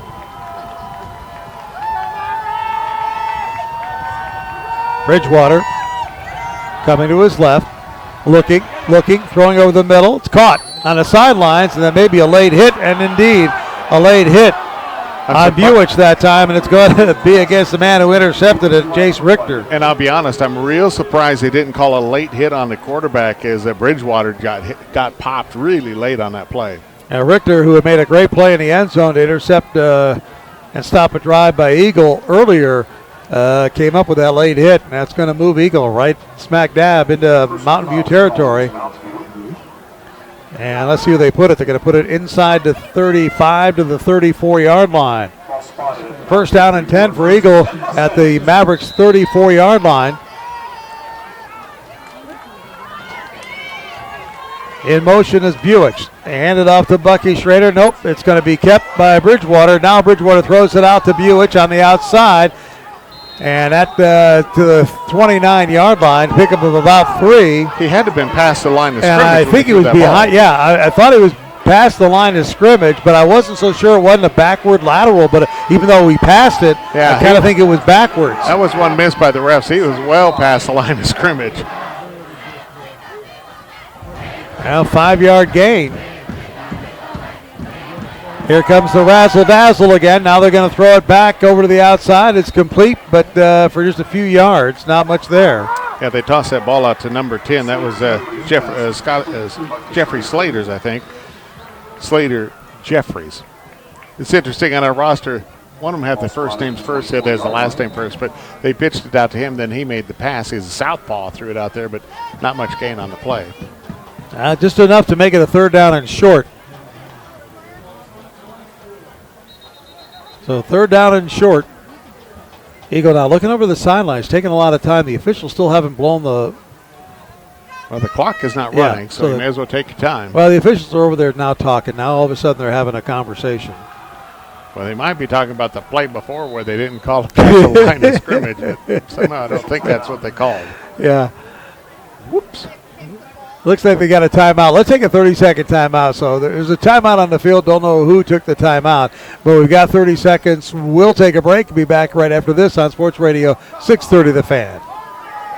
And Employee of the Year goes to Janet Chupi.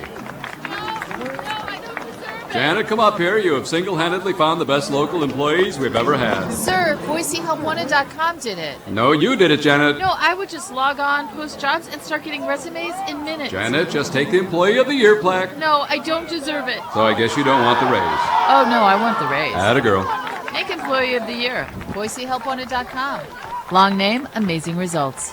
Your station for Treasure Valley High School football is Sports Radio 630, The Fan. We are back here. Wayne Zubak, Dave Burnett with you. They took time out to measure to see if it's a first down, and it's not. It's 3rd and about an inch. Well, I think you'll see Bucky Schrader's number called on this one. All right, tight formation for Eagle. Send Walker in motion.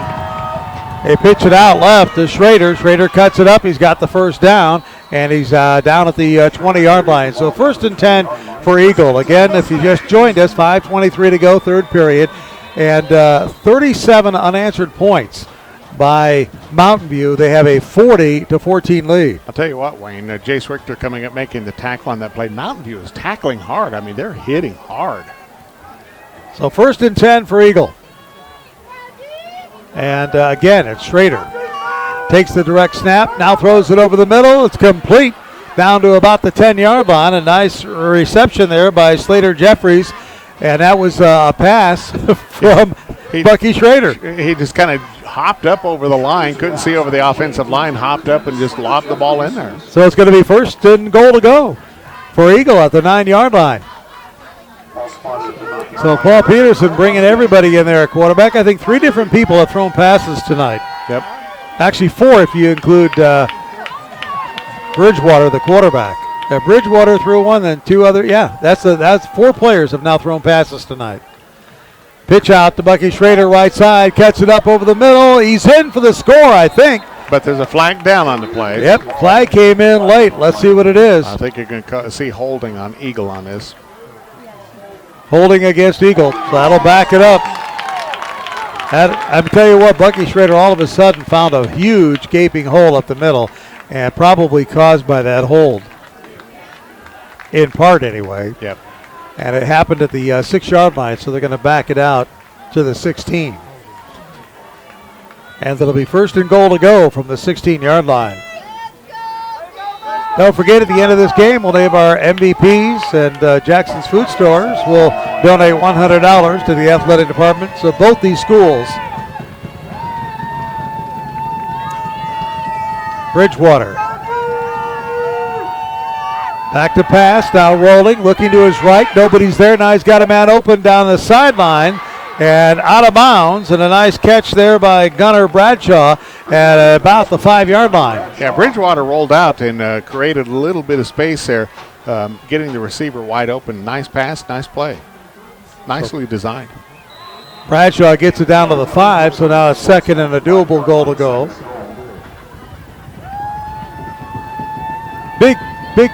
Really a big series here for Eagle. They've got to get back in the end zone if they want to have any chance to come back in this game.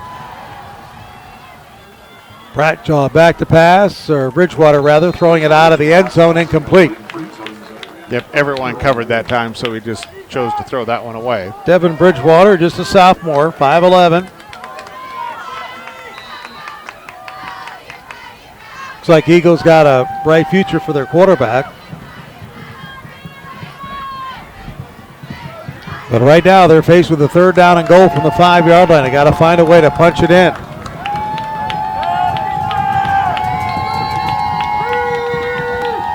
Once again, going with that Wildcat formation, but timeout is called by Mountain View, I believe.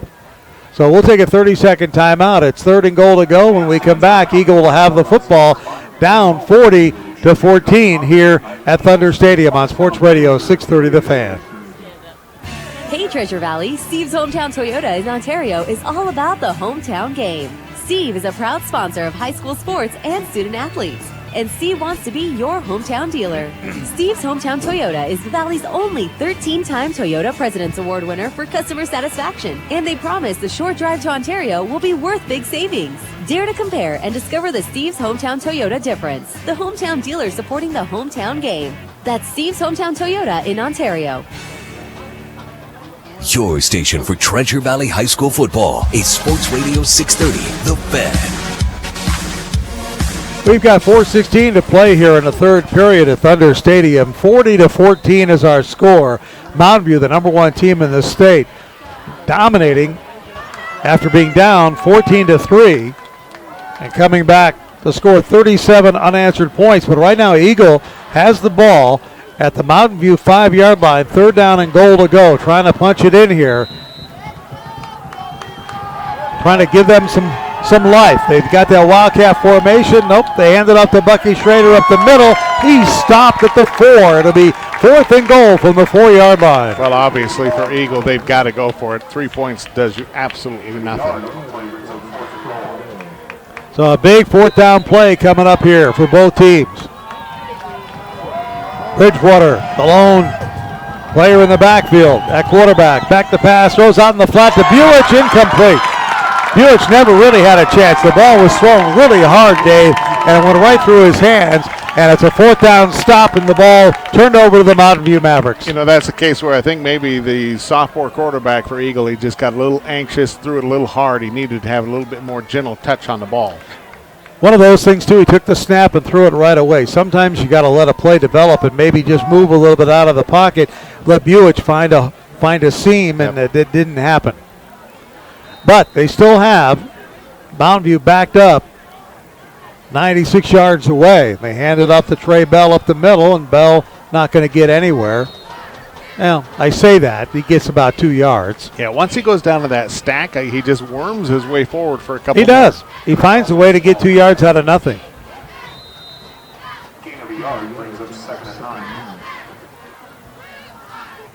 Second down and 8. Again, the handoff to Bell. Bell this time finds a little bit of a seam. I thought he was down. He bounces it all the way out across the 20 to the 24-yard line. Yep. Again, it was one of the things as you watched it, and if you watch it later back on 630thefan.com, it was almost like he was just kind of weaving his way through little cracks and made his way up there. He's like a little mouse coming out of there, and he always finds that little seam to get loose. He's got his team all the way out to the 24-yard line. Robig on the quarterback keeper all the way, and he just goes down. He lost a lot of paraphernalia there, too. He had a belt around him. He had a towel on him. He's going to have to get redressed. He may have to go to the locker room. He is. He lost a lot of stuff. I'm not sure if he just grabbed by players as he went along, but he's just saying, here, ref, you hold it for me. Ref says, okay, you know what? This is no good. Here's my sock. Here's my glove. Here's my, okay. Yep. Here, just take all this stuff I had on it. Sounded like a good idea before this series started, but now I'm going to just go without it. Kept his towel, though. Yep. No game, by the way, on that play. Rovig back to pass. Steps up in the pocket, throws it underneath to Bell. Bell was the outlet man, and he gets it to the 30-yard line. Pickup of 8 yards. And doing exactly what Mountain View wants to do now, and that's just grind it up the field and run that clock, keep it going, which it's at 2:13 now. Here in the third period, 40-14 our score. Mountain View leads it. Mountain View, the number 1 team in the state, folks. Looking for a bye in the playoffs next week. And, a chance just to kind of rest up some guys, take a week off. Although they won't take the week off. They'll practice hard, if I know Coach Judd Benedict. Yep.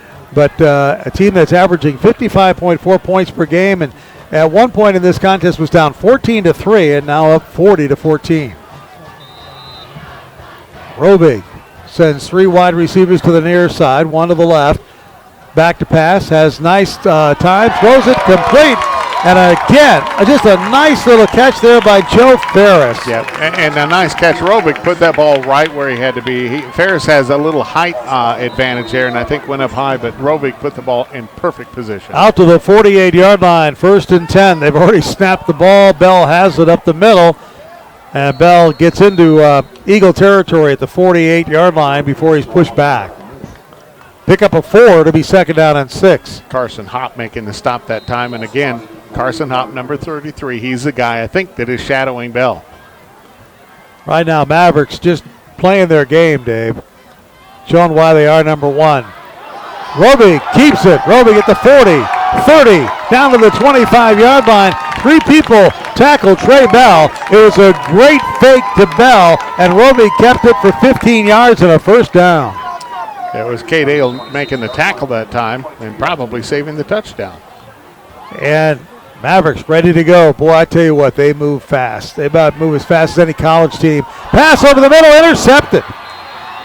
It is picked off there and over the middle by Braden Clifford. And that's really the first mistake that you've seen Mountain View make tonight. He just didn't see him, Dave. He had a man right behind Clifford, and Clifford stepped in front of it and kind of read the quarterback's eyes all the way.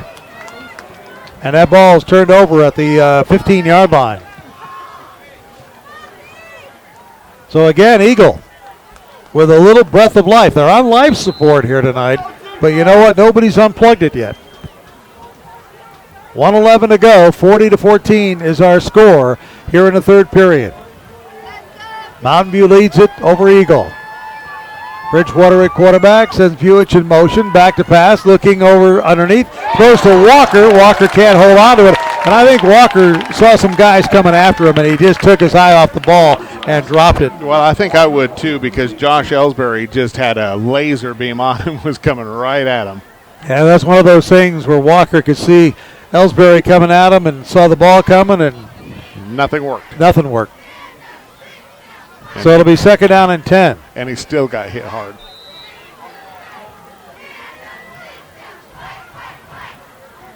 Bridgewater rolls to his right after he takes the snap from the shotgun, steps it up, tries to throw down the sidelines, incomplete, out of bounds. So it'll be 3rd down and 10. 1 minute, just a buck on the clock for this third quarter.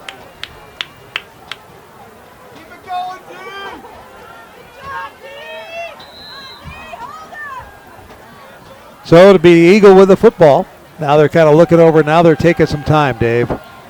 This one, you're kind of not so sure about how things are going for you. Yep.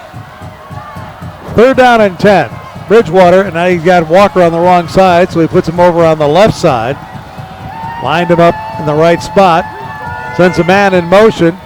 Back to pass. Bridgewater looking down the field. Throws it underneath the coverage to Walker. It's complete, and Walker's hit hard right at about the mark he needed to get to for the first down, but I think he's going to be short. Again, Jared Gibson hitting him hard, and I mentioned it before. Mountain View is hitting hard. I mean, they're punishing these guys. You catch the ball, you know you're going to be hit. It's going to be 4th and 2. So Buich is going to come on to kick it away to Trey Bell. That clock down to 28 seconds to go here in the 3rd period. 40-14 in favor of Mountain View, and they're about to get the ball back again. 37 unanswered points after trailing 14-3 early in this game. They have roared back. Buich, the kick, it's going to be off the side of his foot and out of bounds. Probably right around the 50-yard line. Yeah, it's going to be about midfield or even better than that. Let's see where they mark it. Right at midfield, Dave. So, 9 seconds to go here in the 3rd period, and the Mavericks will have the football. And we'll have at least one more play here to go in the 3rd period. You know, I was just thinking back to how different the weather is. It seems like it was early in the playoffs last year when we were at Mountain View, and it was an ice bowl, snowing, snow piled up on the sidelines. It wasn't too far into November. No, it was a couple more weeks, though. We were definitely into November. But and that, you know what, that could happen, so you just stop talking that way. Robig pitches it out to Bell. Bell down the sidelines, and he gets to about the 47-yard line. Pickup of 2 is all, and that's going to do it for the 3rd period. All right, we played 3 periods of football here at Eagle High School Thunder Stadium. We go to the final 12 minutes of action, and it's all Mountain View right now. 37 unanswered points. They lead Eagle 40-14. We'll be back after this 1-minute timeout on Sports Radio 630 The Fan. In 1975, John Jackson started Jackson's Food Stores with one service station. Now Jackson's is more than 200 stores strong in 5 states, and they invite you to stop in to help celebrate their 40th anniversary. Jackson's takes pride in serving the Treasure Valley, not just with their great products, but also with their dedication to community, having raised millions for charity. In fact, Jackson's Food Stores supports the 630 The Fan MVP Fund benefiting student athletes. Jackson's Food Stores, homegrown in the Treasure Valley. Hey Treasure Valley, Steve's Hometown Toyota in Ontario is all about the hometown game. Steve is a proud sponsor of high school sports and student athletes, and Steve wants to be your hometown dealer. Steve's Hometown Toyota is the Valley's only 13-time Toyota President's Award winner for customer satisfaction, and they promise the short drive to Ontario will be worth big savings. Dare to compare and discover the Steve's Hometown Toyota difference. The hometown dealer supporting the hometown game. That's Steve's Hometown Toyota in Ontario. Your station for Treasure Valley High School football is Sports Radio 630, The Fan. Welcome back, everybody. They hand out to Trey Bell, and he takes it all the way down to the 30-yard line. Pick up of 14 yards. They hand it off to Bell again, and he's down this time at the line of scrimmage. So it'll be 2nd down and 10 for the Mavericks as they really they came out on the field, Dave, and they waste no time. They just snap that ball and get going. And I think that's part of their success. They just wear teams out.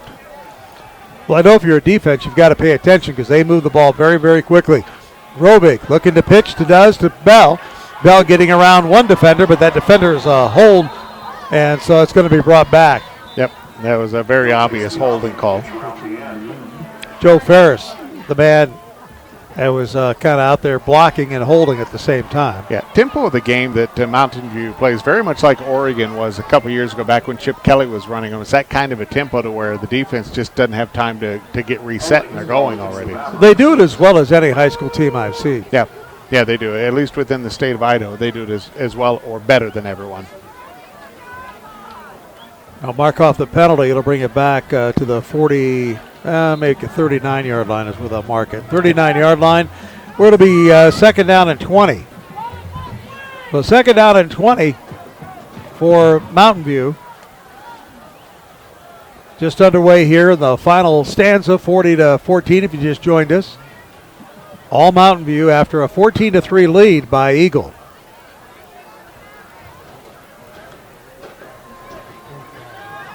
Waiting on the officials. They're standing over the ball, slowing down the game. All right, there's the whistle. They play ready to go, and Robic wastes no time taking the snap from the shotgun. Has a man out on the flat. That's Bell, and he misses him. And Bell's going, that's okay, because I had 3 green jerseys right there ready to hit me. Probably, if you had gotten it to me sooner, I would have been better off. Yeah, he waited. Robic was wanting to go to the right. He was waiting, and finally Bell was the outlet pass to the left-hand side and threw it. And either Bell just didn't want to try for it or didn't really see it coming. It was a little late throwing there because Eagle had figured it out. All right. Fake. The throw underneath, almost intercepted. Wow. Eagle almost came up with a big interception there. Ryan Swanson had a hand on it. Should have probably had it. Yeah, the screen pass was underway at that point. They'd let the line through, but the line got through fairly quickly and didn't really have time to set that one up. So it's going to be 4th down now. And with the ball at the 39-yard line, of course, Robig's going to punt. Quick punt. Gets it on the ground. Takes a nice little hop, but it's going to get down to the 5-yard line, 4-yard line, 1-yard line. That stopped right there. Keenan Patwell got down there and had his foot right on the goal line. You can't be any closer to the goal line and not be in. Yeah, Keenan Patwell, great coverage on that punt as he went down and stopped that. I wish I was a little further down to see exactly where that's at, but well, it's like 1 inch from the goal line. The back end of the ball is 1 inch from the goal line. So you're talking about 99 2/3 yards to go for a touchdown. Yeah, talk about a challenge for a team. Wow. Just challenges right now is just to get out of the end zone and not have a safety happen here. And, of course, the Mountain View fans, they're out for blood tonight. They're calling for a safety. Yeah, they're only ahead 40 to 40. They're having fun, though. They're enjoying themselves. A handoff up the middle, and look at Bucky Schrader. Bucky Schrader gets out to the 9-yard line. Pickup of 9. And that's going to be 2nd down and 1. Yeah, I tell you, Bucky Schrader, one of those kids that we will see in this Shriners game right back here at Thunder Stadium coming up on the Saturday after Thanksgiving. Try we get to do that again this year. We announced it at halftime, the Shriners All-Star game, a doubleheader with the 8-man, then the 11-man game right here at Thunder Stadium. This is, I think it's Bucky Schrader again with Walker leading the way, and Schrader's got a 1st down out to the 15. Yeah, well, 10 minutes and 30 seconds left in this game, and Eagle content to keep it on the ground. They're not going to make up big points fast at this point, unless they're going to go for the deep ball here after. Yeah, they just want to give themselves, I think, a little room to feel a little bit more comfortable. Over the middle to Walker.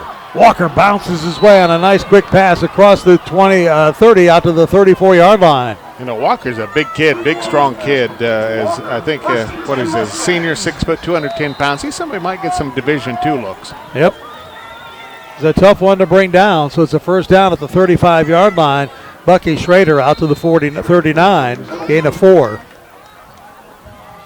Yeah, interestingly enough, watching these kids, I don't know that I see maybe somewhere on the line, but I don't really see too many Division I players out here. I see some good Division II players in college. But again, like for Mountain View, they just play a good team game. Total team effort, no question about it. Man in motion, that's Buich. Handed off to Schrader up the middle. And Schrader gets 2 yards out to the 42-yard line. It'll be 3rd down and about 3. Looks like things have thinned out a little bit over on the other side of the this was a packed house, and right now a lot of the Eagle fans have left. I don't think any of Mountain View's left. They're ready to celebrate a pod championship. Yep, Mountain View fans have settled in here. Tight formation. They pitch it out to Bucky Schrader. He's tripped up in the backfield, and he's not going to get the 1st down. He's going to fall forward for a yard, but it's going to be 4th down and 2. Yeah, Bobby Habernich making the tackle that time, coming up, just taking the legs right out from under him. Actually, they say that his knee went down, and he lost about a half a yard, so it's going to be 4th down and 3. He did fall forward, and I was being kind when I said he gained a yard. Watch for the fake punt here. Buich in fake formation, in punt formation. Let's see what he does. Trey Bell way back to receive it if he does indeed punt it. And he will kick it away. He does. And it's going to send Trey Bell back. It's a nice punt. And Trey Bell's going to watch it go out of bounds inside the 15-yard line. I'll mark it at about the 13. So that's where the Mavericks will get the football with 8:35 to go in this football game and up 40-14. A couple of Maverick fans starting to leave right now. Yep. Well, they got a long ways to go. They got to go up the road. But they can catch the game on the way home at 6:30 a.m. on the radio dial or 630thefan.com. Mark the ball right at about the 13-yard line. Rovig in shotgun formation just takes the snap and makes his way up the middle. Not much there. Just keeps the clock running. Gets about a yard or two. Now, Eagle has all 3 of their timeouts, but trailing 40-14. I don't know if they're going to be taking them or not. Nope. They're going to have to make something happen defensively. You know, if they can get some kind of a turnover here, that's the only shot they have with the time running out. Rovig throwing complete and out of bounds, and a nice catch made there by Andrew Shebow, who is the tight end.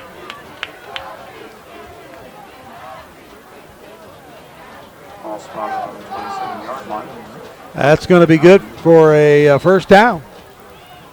Right out at the 23-yard line. Handoff up the middle to Trey Bell. He gets close to the 30. Bell up the middle, tackled on the play by Luke Lennig. So Bell gets about 3 to be second down and 7. 2 yards on the carry. And look how quickly they move, Dave. It just amazes me how they're ready to go in a heartbeat. Hand it off.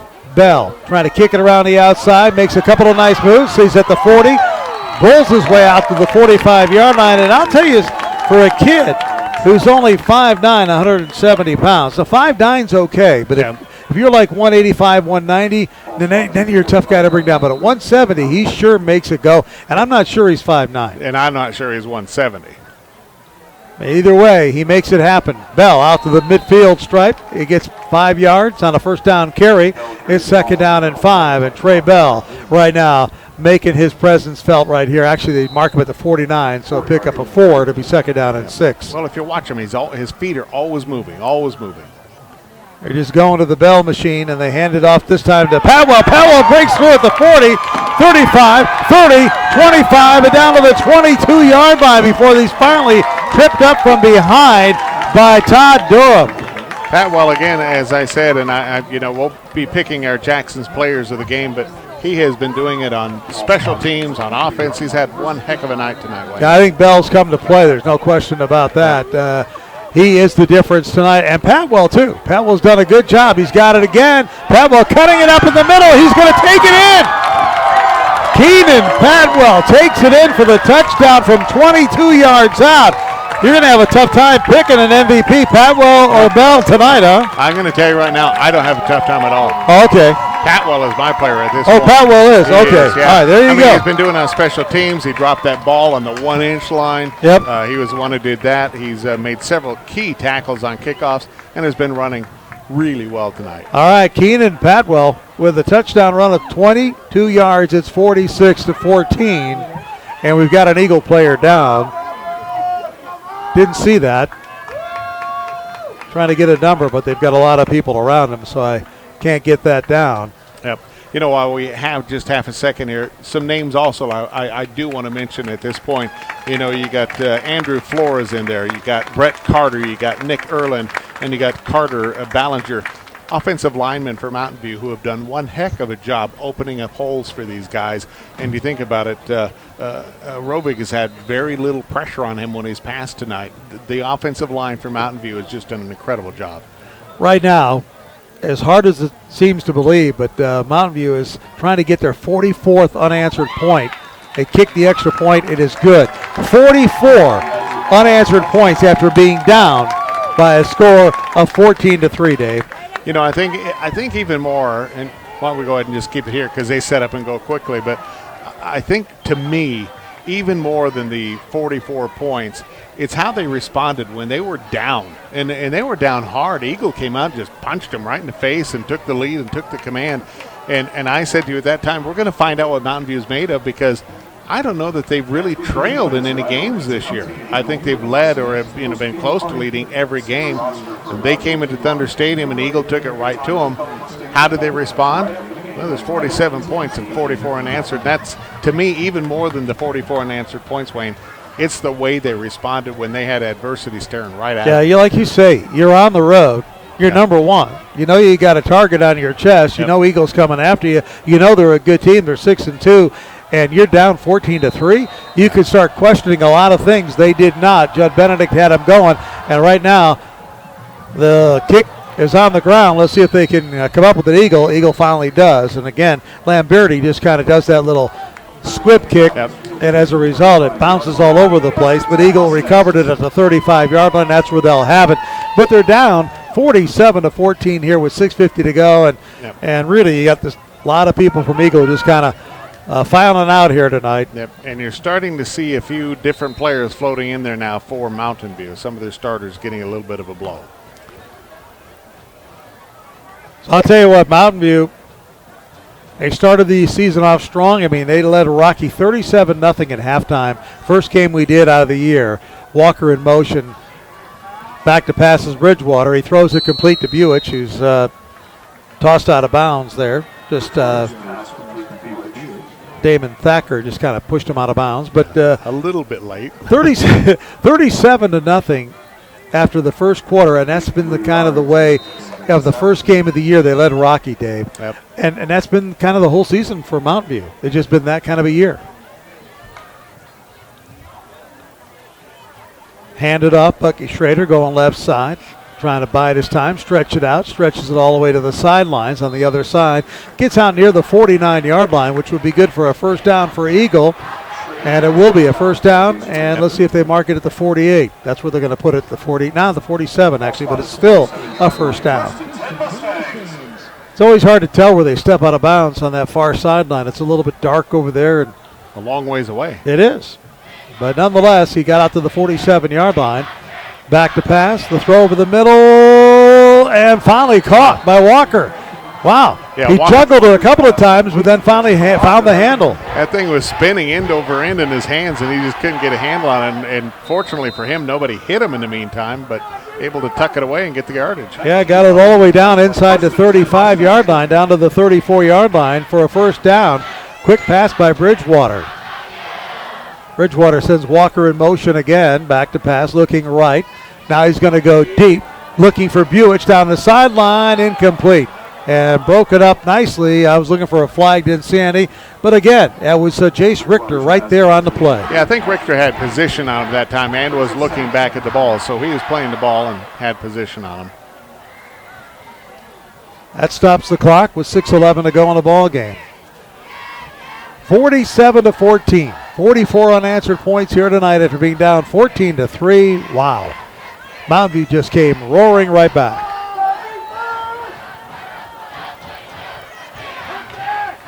Second down and 10 after the incomplete pass. They throw it out on the flat to Buich, and Buich is leveled there, incomplete. Yeah, that's one of those plays Buich is going, hey, come on there, Thacker. I didn't have the ball. Don't hit me so hard. Damon Thacker took advantage of the fact that the receiver was trying to catch the ball and just got him right in the midsection. Good solid tackle, though, exactly the way you're supposed to do it. Yep. Led with the shoulder, made the stop. So it's third down and 10 for Eagle. That's Bucky Schrader in motion. They fake it to him. Now they look back to Schrader. Schrader's all alone. He's at the 20, the 10, the 5. Touchdown, Bucky Schrader. Somebody blew it on the defensive end, and again, they got a lot of second teamers in there for Mountain View, but somebody blew it. He was wide open. Nobody picked up Bucky Schrader. He was the motion man, Dave, and he went right to left, and the whole play went to the right, and then they went back to the left, and it was kind of like they throw back to the quarterback. You know, nobody was there except Bucky Schrader. Once he gets it, he's going to head of steam. He's done. He just drifted out to the side there, and nobody picked him up. By the way, I think you're going to see Tate Richter coming into the game for Mountain View. Second string quarterback. Saw him warming up on the sidelines. So they finally stopped the bleeding at 44 points and get some points on the board. Too little, too late. 5:57 to go, 47-20. The kick is up, and the kick is good. So 5:57 to play in this ball game. We'll take a 1-minute timeout. Our score, Mountain View 47, Eagle 21 on Sports Radio 630 The Fan. When you're on your way to a job interview and your car won't start, you panic. When you panic, you make rash decisions. When you make rash decisions, you pay too much for things. When you pay too much for things, that includes a new battery. When you pay too much for a new battery, you get mad. When you get mad, you self-medicate. When you self-medicate, you buy things you can't afford. When you buy things you can't afford, you buy a motorcycle. When you buy a motorcycle you can't afford, you try to hold up a convenience store. Put the money in the bag! When you try to hold up a convenience store, you wind up with a clerk who is a two-time judo champion. When you wind up with a clerk who's a two-time judo champion, you get beaten up and taken to jail. When you get taken to jail, you end up in the Mugshot Hall of Fame. Don't end up in the Mugshot Hall of Fame. Don't buy an expensive battery. Buy a less expensive battery from the Battery Exchange. Hi, this is Aaron from the Battery Exchange. Let us save you from the disaster of buying an expensive battery. Come and visit us at our new store, now open on Overland Road in Boise, in Meridian, on Fairview, and in Caldwell on the Boulevard by DMB Supply. The Battery Exchange. All the power, half the price. Your station for Treasure Valley High School football is Sports Radio 630, The Fan. I'll tell you what, tonight, somebody had half the power. I think so. Yeah, I tell you what, Mountain View really coming on to play here. Wayne Zubak, Dave Burnett with you. It's our Jackson's Food Store game of the week, and we've got just over 5 minutes to go. And it's 47-21 in favor of Mountain View, and looks like Eagle probably going to try for the onside kick, but Yeah. Mountain View says we're ready for it if you try it. Here's the kick. It is the onside kick. Takes a big old hop. It's up there for available. Everybody's jumping on it. Let's see if it looks like Mountain View has recovered it. Yep. Everybody's pointing that way. And Eagle is not excited. But it was a pretty good kick by Eagle. That was a real good onside kick. It kind of squibbed and took a funny little hop. It just happened to come right under, rolled under a Mountain View guy. So Mountain View will have it. Leading this game, 47-21. And I was wrong. Tucker Rovig comes back into the game, starting quarterback. Trey Bell still out there. Matter of fact, all the first teamers out there. I am a little surprised at that. I think I would protect him more. Bell gets it across midfield, down to the 48-yard line into Eagle territory. Nice gain of 4 yards. It'll be 2nd down and 6. Not to jinx things, but you'd hate to see somebody get hurt at this point. Rovig at quarterback in the shotgun. Rovig hands it off up the middle. Not much there. Couple. Yep. Not sure who the running back was. Let me see. They had a new guy in there. Looks like Cole Christensen is the running back. So Cole Christensen in there now. Cole Franklin. What am I talking about? Christensen. Cole Franklin, the running back. They throw it out to Trey Bell. Trey Bell catches it at the 45-yard line, but it's going to be shy of a first down. That's going to bring up a 4th down and 2. Cameron Hamrick waiting for him right there. Got right on him. I'll mark it all the way to the 44-yard line, and on 4th down and 2, they're going to go for it. And why not? They got the lead.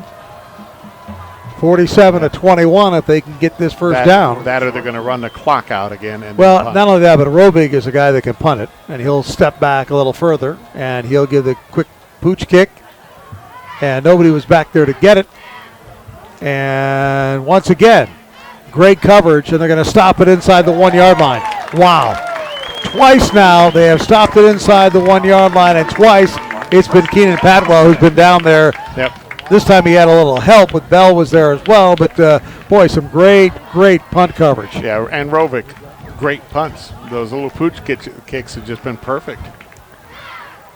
Now you're seeing some blankets being picked up from the Mountain View crowd. They said, okay, 47's enough. 4 minutes left to go. For the second time in a row, second series in a row, Eagle has it 99 yards away or then some. But it worked for him last time. It was just a long drive. Yeah, it took him a while to get it down there.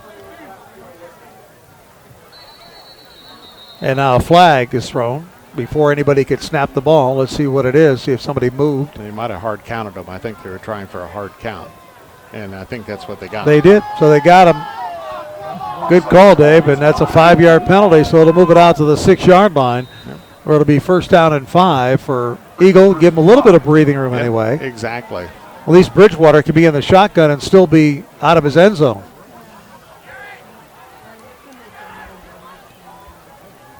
So Bridgewater throws it out in the flat.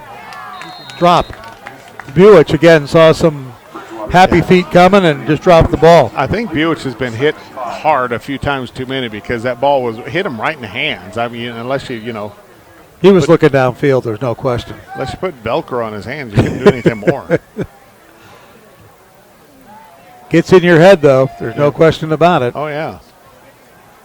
Buich now lines up on the left side, went over to the right, and they said, nope, get back over here on the left. Now he rolls. Play action fake to him. Handed off to Bucky Schrader up the middle. And that's actually Walker up the middle they handed it off to, and he's still going. He's out to about the 20-yard line, and that'll be good for a first down. Nice little play. They had a lot of motion there that kind of went against that motion. Between Schrader and Walker, they got two nice running backs for Eagles. So first down out at the 20-yard line for the Eagle Mustangs. As once again they get out from underneath the shadow of their goalposts. Second time they've had to do this. Throw out under the flat to Buich. Buich catches it at the 21, and he's brought down quickly at about the 22-yard line. Well, I would say this for the Eagle Mustangs now with just less than 4 minutes to go. They got to be happy. Devin Bridgewater, sophomore quarterback, has played very well. Jaden Carson made a nice open field tackle that time on Buich. I'm impressed with the Mavericks in their open field tackling. They really don't miss much. Ball almost knocked away. Pass in the flat, complete again. But again, a nice open field tackle on Buich. He only gets a couple of yards. Again, you know, as I've talked about earlier, that is just a sign of that discipline, that they are a well-disciplined team. The only mistake we saw was one interception thrown. Yep, Jace Richter made the tackle there as a guy that came up with the interception, too, that was in the end zone. It'll be 3rd down and 4 for Eagle. Clock continues to run. 3:24 to go here in the ball game. 47-21. Mountain View leads it. Rolling to the left is Bridgewater. Thinks about throwing it, decides to go out of bounds. So that'll stop the clock with 3:12 to go. And it'll bring up a 4th down and 4 as he didn't gain anything, but he got it out of bounds, and they're going to have to kick it away. So at this point with 3:12 left to go, if Mountain View can just run the ball a few times, get a couple first downs, this one's over. So Buich will go back to kick it away, and this time looks like Richter is going to go back. Trey Bell's out of there, so Richter will go back as a safety on the punt to get the punt from Buich. Buich kicks it away. Nice kick. Richter going to watch it bounce right in front of him and doesn't even try to make a play on it. Goes out of bounds inside the 30-yard line at about the 26. So that's where Mountain View will have it at their 26-yard line. Take it over. They lead at 47-21. 3:05 to go here in the ball game. All the Maverick starters headed back out again.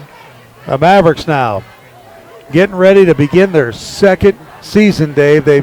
They've won a pod championship. Yep. They've gone undefeated. They're number 1 in the state. They'll be number 1 after this week. They get a bye in the playoffs. But now they got to think about 3 more wins. They hand it off right side, and this is Bell, and Bell gets it out to the 40-yard line.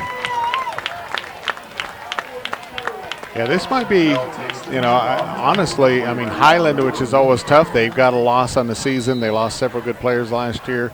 I haven't seen Coeur d'Alene. Mountain View may have a shot at this. But I will say this, the game won't be played here if they make it that far. Yep, not that's to get right. ahead of myself. This year, the championship game in 5A anyway will not be played in the Treasure Valley. So,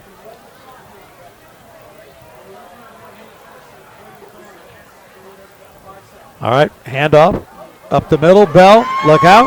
Bell at the 50, 40, 30, cuts it back, 25, and out of bounds. And finally drug out of bounds by the shirt tail, and that was it.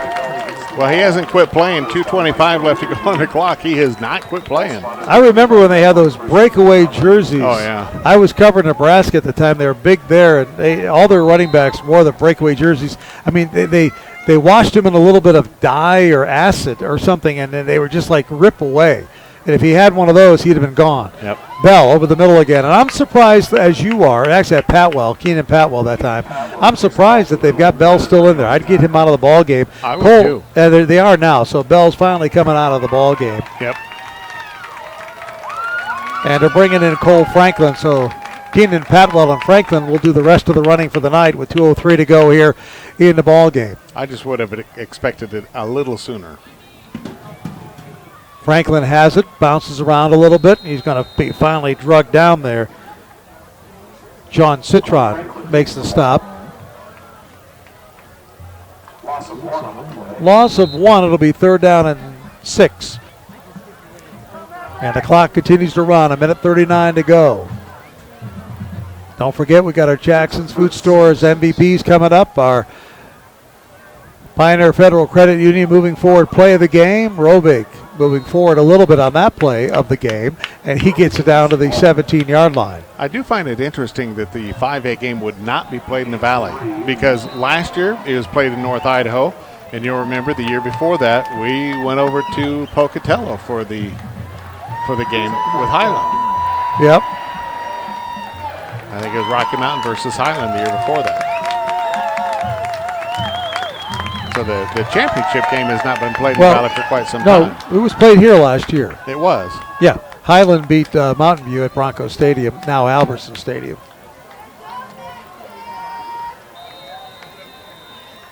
I'll remind you later. Yeah, you're going to have to, because I thought it was Coeur d'Alene or somebody who won it all. No, Highland won it all last year. I thought it was against Coeur d'Alene. Where was I? I don't know. For the state championship. I don't know. The seasons are running together. Yeah, and Mountain View, after Mountain View won that cold, snowy day, and then they played. That's the last one I remember. Yep, they got into the championship game against Highland over here, and Highland kind of put 50 points on them. Here's a long field goal attempt, and it's good. That's nice. How about that? They decided to go Lamberti with a 40-yard field goal. They decided, I think they're just saying, you know what, here's the deal. We may need a 40-yard field goal to win a state championship this year. Let's give him a chance to hit one here, you know. Which he did. He dropped it right in there. You know, it is all coming back to me now. Is it coming back to you now? It is coming back to me, because Highland had that kid played the offensive line. Yep, for Notre Dame. Went on to Notre Dame, a nephew of the running back who went to the NFL. Can't even remember. Don't try to go too deep into that memory, okay? I know, but it's suddenly all coming back to me now. I'm just trying to help you out here a little bit, Dave. We'll keep it here. 31 seconds to go in this football game, and that is a 50 spot that they put up now. So 50-21 in favor of Mountain View. They want to get closer to that average, I guess. Yep, they're averaging 55.4 points per game and over 500 yards in total offense. And I got to believe they've got 500 yards in total offense here tonight, Dave. We don't have official stat keepers with us, but they're right over in the other room, so maybe we can grab them we in the break. may look during the break and see, but here goes the kickoff by Lamberti, and he's going to kick this one deep. It's going to be taken by Buich at the 2-yard line. He's at the 10, and he slides down at the 11-yard line. Wow. Well, I guess he wants to leave enough time for a couple deep passes. Yeah, I'm not sure what happened there. He just looked like he did a quarterback slide. Either that or he could have slipped. This turf really needs to be replaced. There's no question about it. Yeah. It's getting to that point where, it was great when it went in, but right now it's mostly that black rubbery stuff. Yep. I would love to see him go back to regular grass. I mean, I think they could keep this field really nice. They've got a lot of practice facilities around here. Don't have to practice necessarily on this stadium turf here. I think it would be nice to see that. Handoff up the middle and out to the 20-yard line as the clock just runs down to 20 seconds now. I love a nicely groomed grass field. I still love natural turf. Yep. I always have. My wife was saying the other day we were watching an NFL game. She goes, "Are they playing on turf?" I said, "Look at the grass stains on the white jerseys. That's how you tell." Exactly. So that's going to do it. And so congratulations to the Mavericks of Mountain View, a 9-0 season. Undefeated, #1 in the state, and they win here tonight 50-21 on the home court of the Eagle Mustangs. And that right there is a tough task because